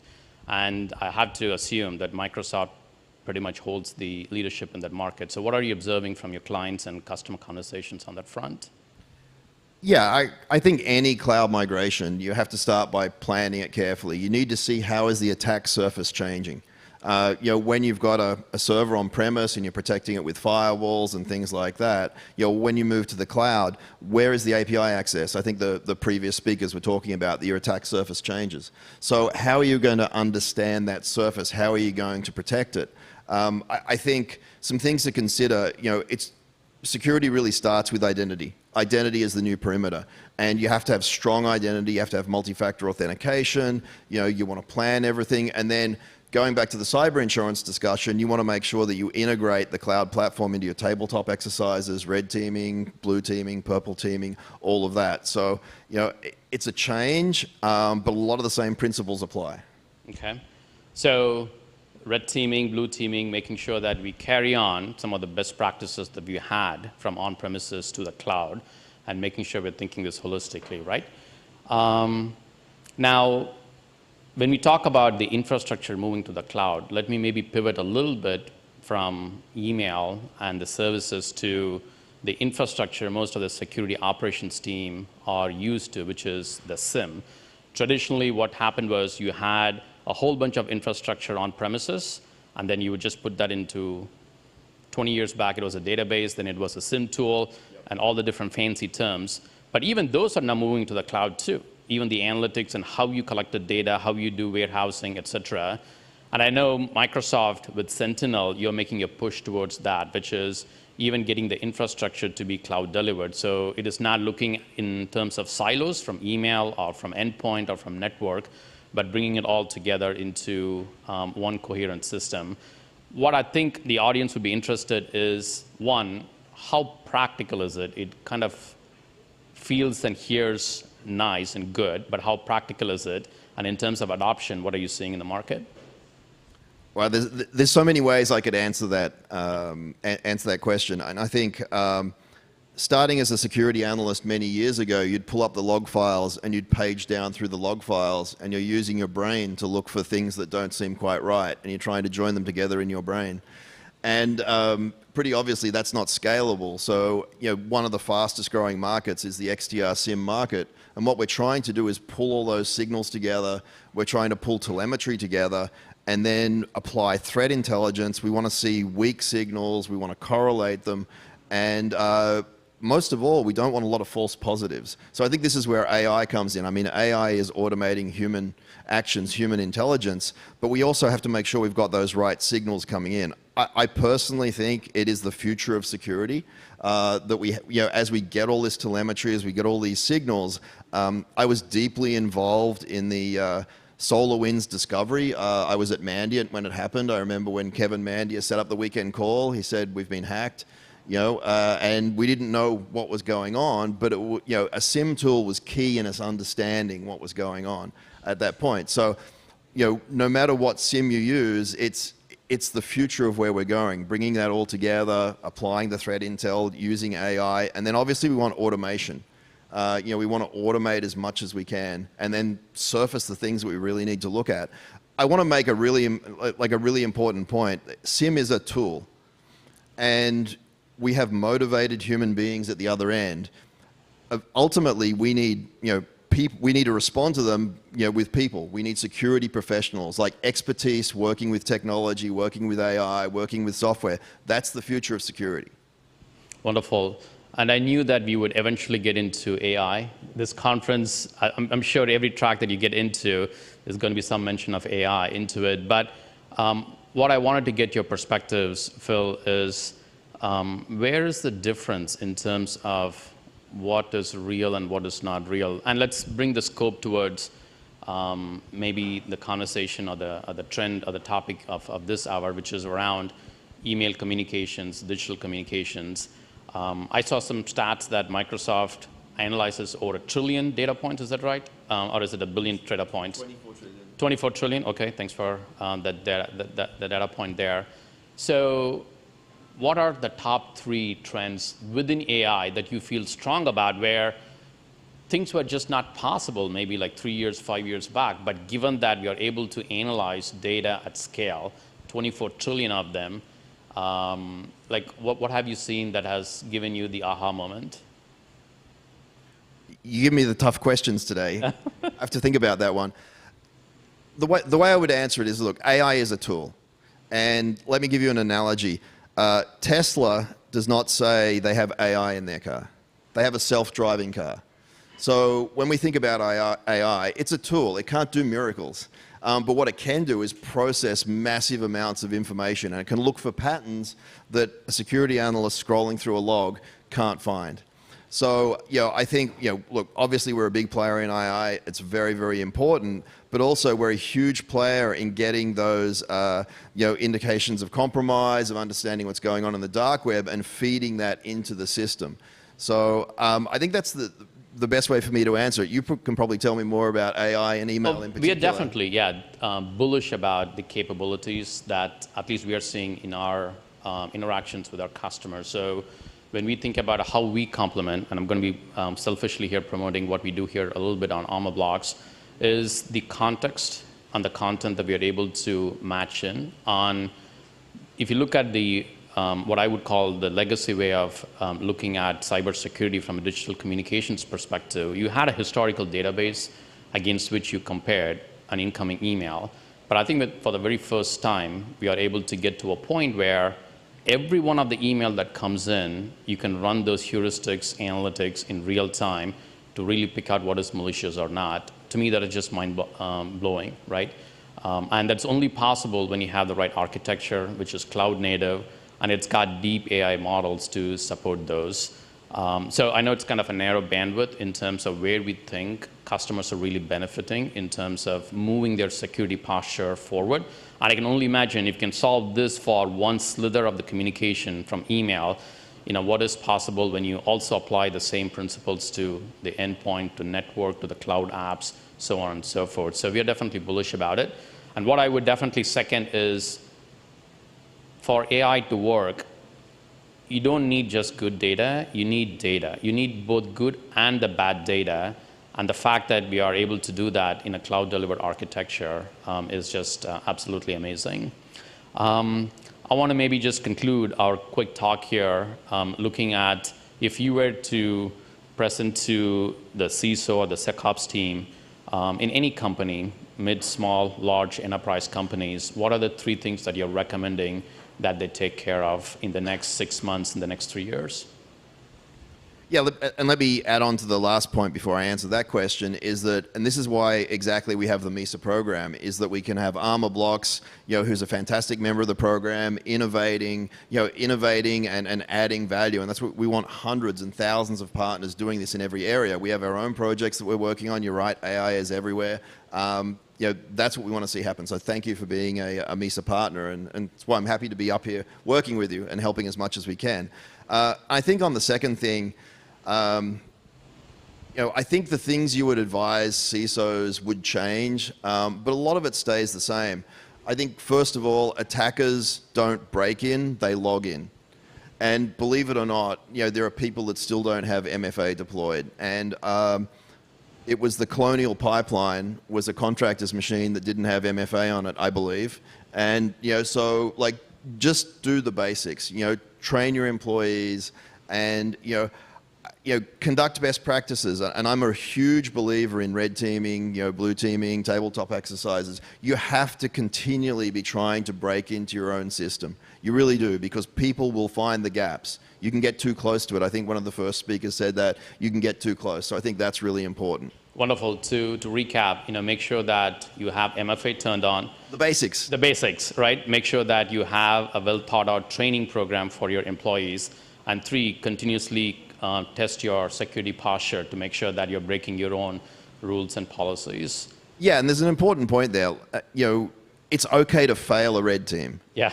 It's okay. It's not a bad thing. No one should lose their job. You get better. That's how you get better. And so sometimes there has to be a little bit of a mind shift about that. Wonderful. Maybe start with blue teaming and then go to red team. And then go to red team. Awesome, Phil. So again, we want to thank you for your time and sharing your observations and sharing your thoughts and perspectives. Definitely, we at Armorblox have been on the receiving end in terms of the partnership and the support from Microsoft. We definitely look forward to it and serving our joint customers together. Thank you. Yeah. And thank you for being a MISA partner. Absolutely.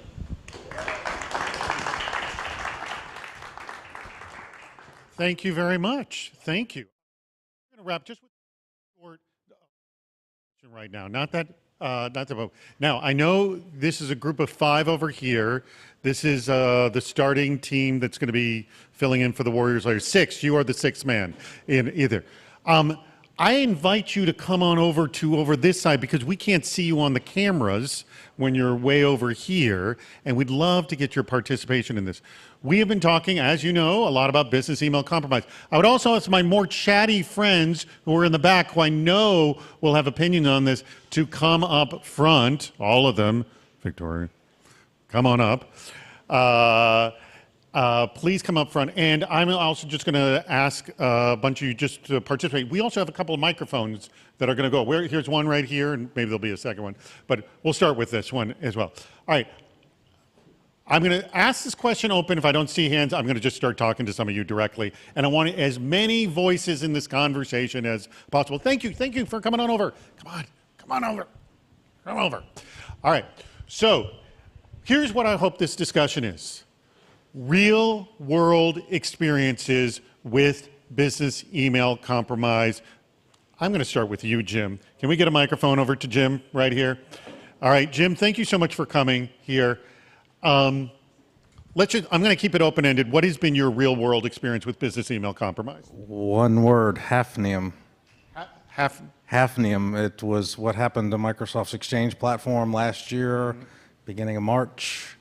We had multiple customers. I used to work for AppRiver, so we ran one of the world's largest Exchange cloud-based installs that was not in Azure or Microsoft systems, and we woke up to that compromise. Fortunately, Microsoft is very good about working with their partners, and we knew about it before the world knew about it, but at the same time, the minute the world knew about it, all of our customers were contacting us, and we had quite a number that were, they were attempted to be broken into, but never were, fortunately, and that just made for a very long week or so. And then you want to talk about business email compromise from our company. Well, here, pause. This is a question I got for you. Think about literally the day before this happened, where you were understanding the ill effects of email compromise. All right, and I know we're just talking about one sector here. We can talk about a lot of them. The ill effects of it. And that the day after that happened, and also you probably had a day or two that you needed to process that or two. What was the before and after at your organization? The before was everything was running smoothly. Everybody was not worried about email compromise. We'd just gotten over the SolarWinds hack. Everybody was focused on that. After it happened, we're getting called by customers wanting to know what kinds of things happened to our Exchange platform. In the background, we're running a full-on security audit. We're taking forensic analysis of some of our Exchange devices. Just waiting to give customers the answer. They're all wanting an answer to, was I hacked? Did I lose any data? At this point, it's an incident, right? We don't know that there's any data loss, and we're trying to find that out. So, do you feel you handled that communications well, or did you learn we didn't handle it well and we learned to deal with it better in the future? Now that I don't work for that company, I disagreed with how they handled it. They should have been more transparent. Can you give the details of how it went down? And we're not saying the company here. Well, we already know who it is, but in any case, we were told from the security perspective, I was the acting CISO at the time, we were told not to communicate to customers what we knew until we had our forensic investigations complete, and that took over a month. So in my mind, that was not an effective way to communicate to customers. Is there, let me ask, because this is not a news story that I've heard before, but you have to say something. First of all, does anyone work in the complete transparency world over here? I'm interested if anyone's in the complete transparency. And is there a happy medium between that and the world of complete transparency? Anyone can speak to that? Can we get, either you have, by the way, does anyone here work in the complete transparency mode, like everything we know, everyone else knows? Anyone operate in that? No. Okay. Anyone, can anyone speak to what, there's like, what would you, well, I'm just asking you, what would you have done differently? I would have been very transparent, telling them exactly the steps that we were taking, and I would have told them exactly what we knew at the time we knew it. Well, was it a public company? Yes. Okay, so that maybe prevented from happening, yes? Potentially, yes. Yeah. Possibly. They were definitely publicly traded. What about, I'm sorry, who's to your immediate left? I don't see. Mark, have you dealt with a similar situation? I work for Armorblox. Okay, well, so you have seen companies dealing with this. Yeah, so I mean, one of the most common things that we see on a repeated basis over and over and over again is a few, like, are you at your desk? I mean, that's the attack. And then they ask a bunch of other stuff, but it sounds like it's coming from your boss's boss, the authority attack, right? Yeah. Or it's the employee impersonation, asking for payroll change. Direct deposit. But given his situation, have you, I don't even know if Armorblox does this, or you've maybe even just heard war stories in general, do you provide any advice on what to communicate and what not to communicate publicly when there's an issue, after the problem? No, you don't even do. But have you just heard any stories one way or the other? No, not that I can. You haven't? Not that I can comment. Not that, all right. Sorry, you also, I want to get a non-Armorblox person here. Do you work for Armorblox as well? All right. You two, I know, don't work for Armorblox. Tyson, let's speak to one of your past companies that you've worked for, because Tyson's been a CISO at multiple companies prior to this. First of all, was there a company policy on when something goes down, how much we do and don't communicate? Did that exist to start with? The policy did exist. What I find is when something bad happens, that policy is second guessed very, very, very quickly. Then panic, the onset of panic, then makes you more tight-lipped, I think, in how you do communicate with people. And that can mean people externally that are your customers. That can mean your partners in law enforcement, like the FBI. So I think, during business email compromises situations, I think the more we got our board, number one, two, our general counsel, our outside legal counsel who supplement our general counsel, and then our CEO, right? If there's a change in the CEO or in the CFO even, get them comfortable with the relationship that we have with the FBI. That FBI can be the bigger brother that they have the relationship with. We have a shorthand with. I know I can reach out to them as a friend. And we have the legal side of the FBI that speaks to the legal side of the organization as well. So you can start to loosen up the lips a little bit. And then the cool thing is in the FBI, in a business email compromise perspective, they're there to help you to reclaim the money. That's who's going to be taking care of that and helping that to reverse it. And so I have been in organizations, and because of that relationship, they have been able to recover a sum that the controller of the organization actually, so as an employee of the controller, reached out to the controller. The controller didn't take the time to do the due diligence to inspect and to validate. The money got wired internationally, right, to someone, very large sum, and the FBI then did help us to recover those funds. Another cool part of it, another layer is then when it was time to prosecute and they caught the individual that did it, or the group, that the FBI communicated with us because they were our friends and said, hey, this is the person that's being prosecuted. Here's the really fancy, awesome letter that's by the Department of Justice on that suit, so you know what's going on as well. You become more informed, and then you can communicate that to the board, and they can see that communication is a good thing, and it's not going to happen all or nothing overnight. You need to warm it up slowly. Two quick stories I'll tell you. Oh, yes, Saxi. Oh, can we get a mic to Saxi? Yeah, I think, at least speaking in terms of prior experience, there is definitely a communication plan most of the companies have. So it becomes a question of not divulging what transpired internally, but making sure that the customers and partners know the impact of what that impact or the attack is, right? I think that's more important. So if there's a disruption on a particular business process. You don't need to know how the sausage is being made, but you need to know what's. But you need to know what the implications are, because I think that's what the external entities are more worried about, right? Am I going to get paid? Am I going to get my orders in time? Is there going to be a delay in terms of the SLA that I've had with the vendor, et cetera? Whereas the internal ramifications, that's definitely important, but probably more for the internal debugging of what transpired so that you can get that in order. Is anyone in here in communications at all? Anyone work in communications? Because the classic thing, and we've kind of heard this before, if you don't tell the story, it's not like no one's going to tell the story. If you don't tell it, someone else is. Someone's going to make it up, and it could be 100% fictional. Chances are probably not of any going to be right or wrong.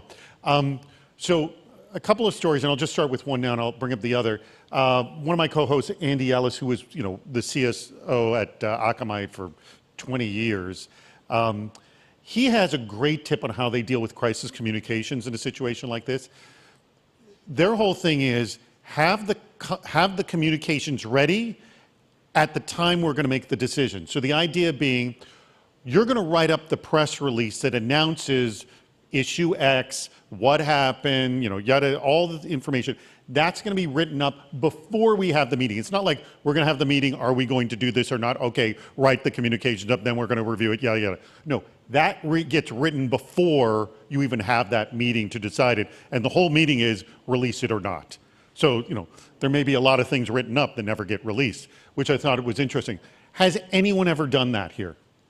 Where they written, you're nodding your head? Yes or no? Yes, not in this context, but yes. Yes, I'm sorry. Can you explain? Yeah, so Say your name, I'm sorry. Spencer Colmere. You're with Armorblox. With Armorblox. Yeah, so I found a lot of times when you're working with people, instead of coming together as a community, doing brainstorming and thinking of what are we going to say, you have someone go off, do the work, and it's an approval process and a changing process. And that helps you refine and get the story better, faster to where it needs to be. So not only do you get a better story, a better communication, but you also get it faster. So it's earlier communication, deeper and more thoughtful communication.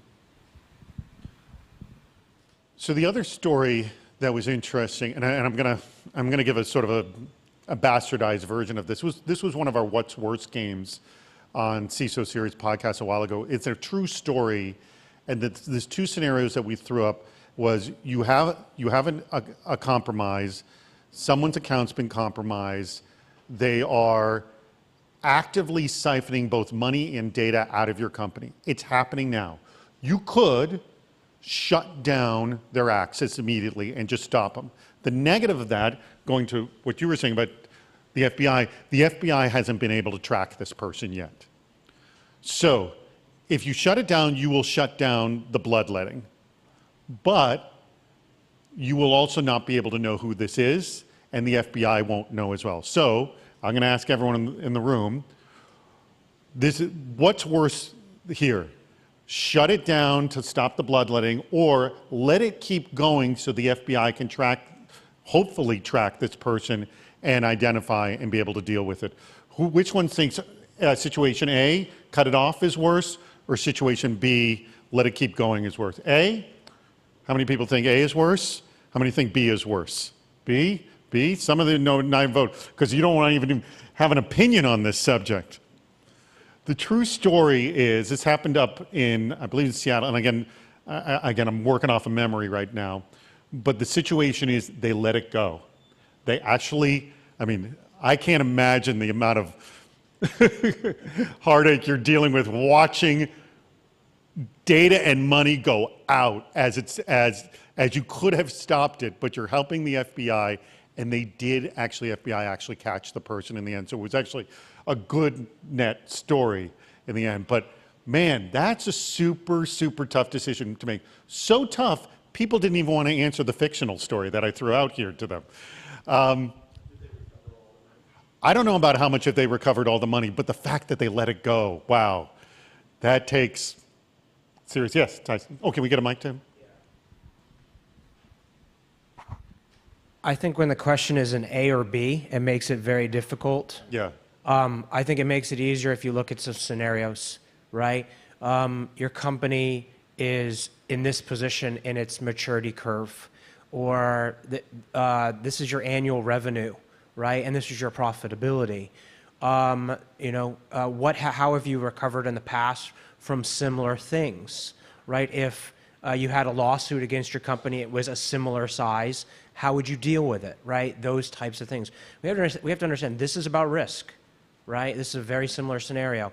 So if you if you simulate out that and ask those questions, you could incorporate that into your documentation that you create that you have as your communication in your strategy and your response plan.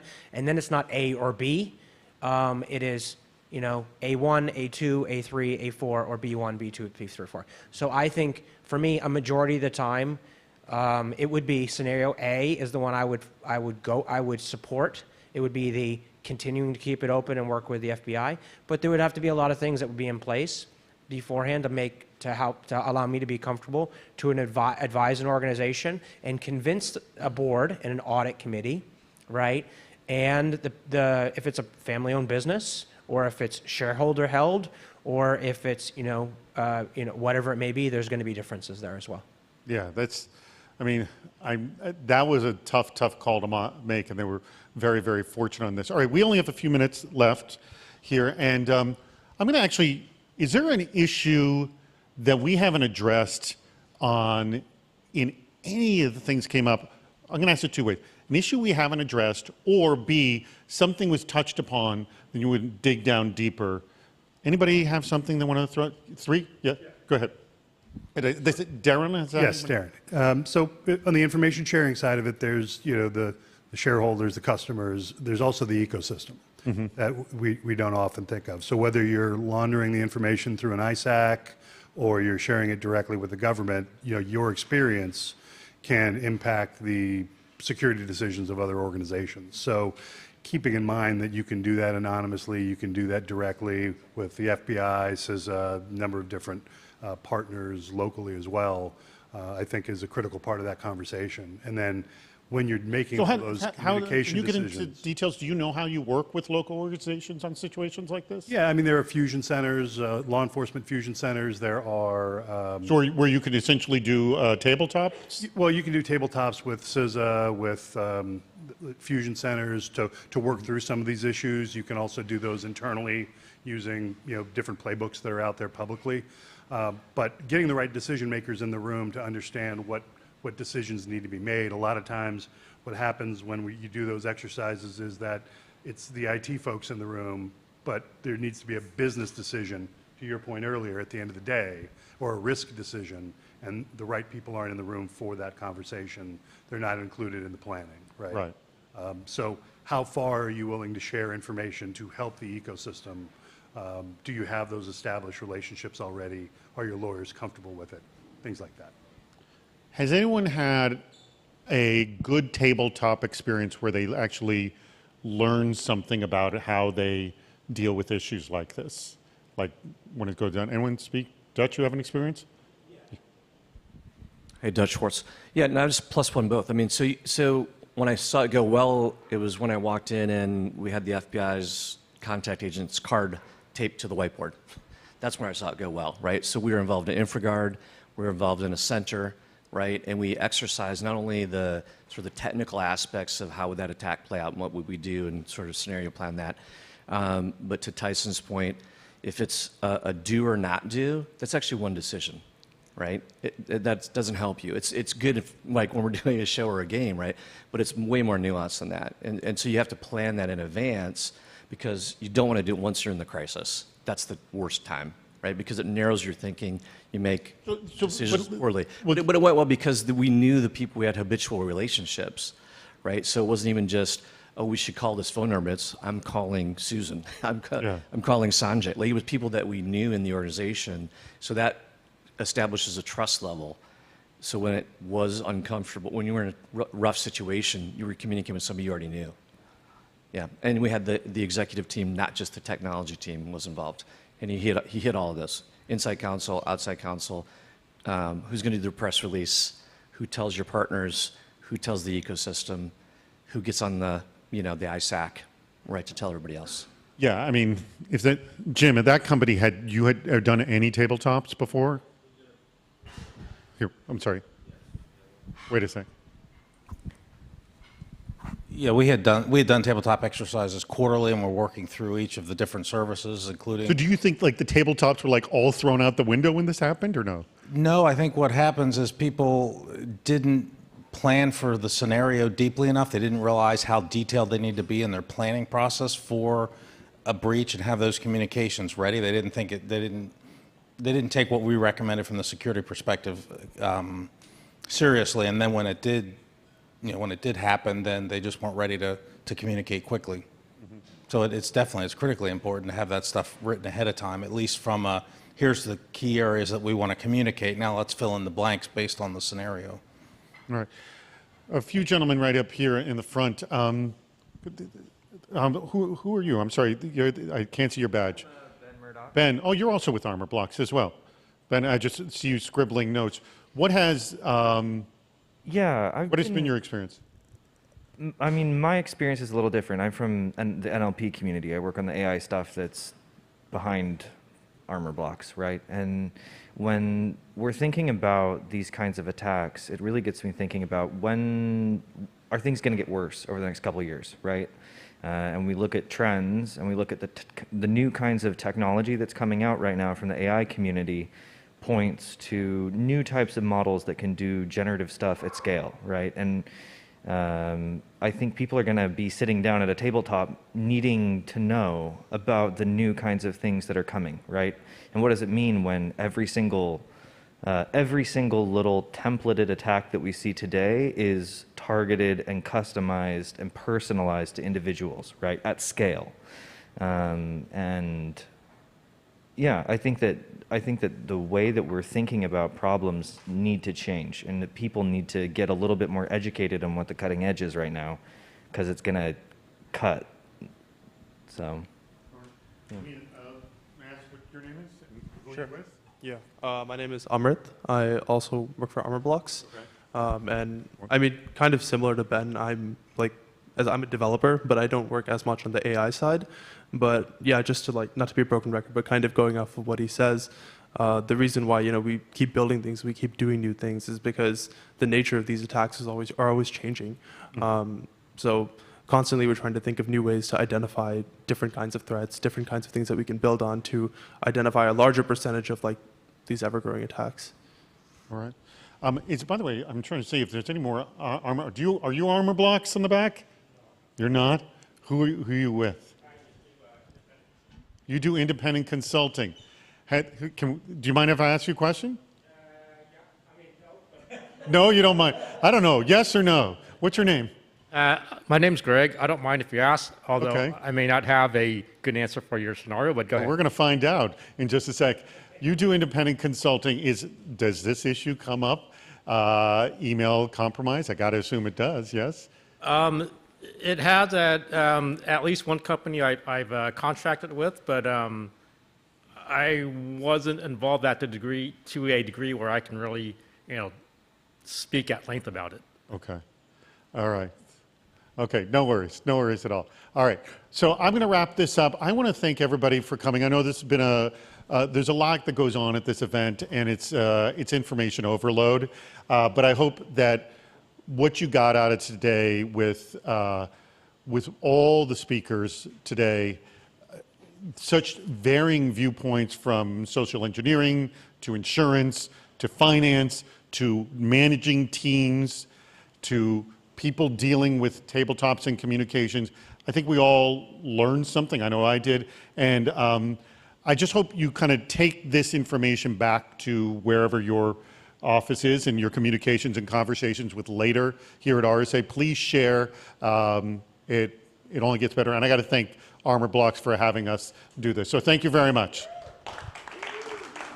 Let's give it up for David Spark. Thank you, David. So as we wind down Context 2022, I want to thank you all for spending this afternoon with us. I hope you all enjoyed the conversation. As David mentioned, there is a few takeaways for all of you.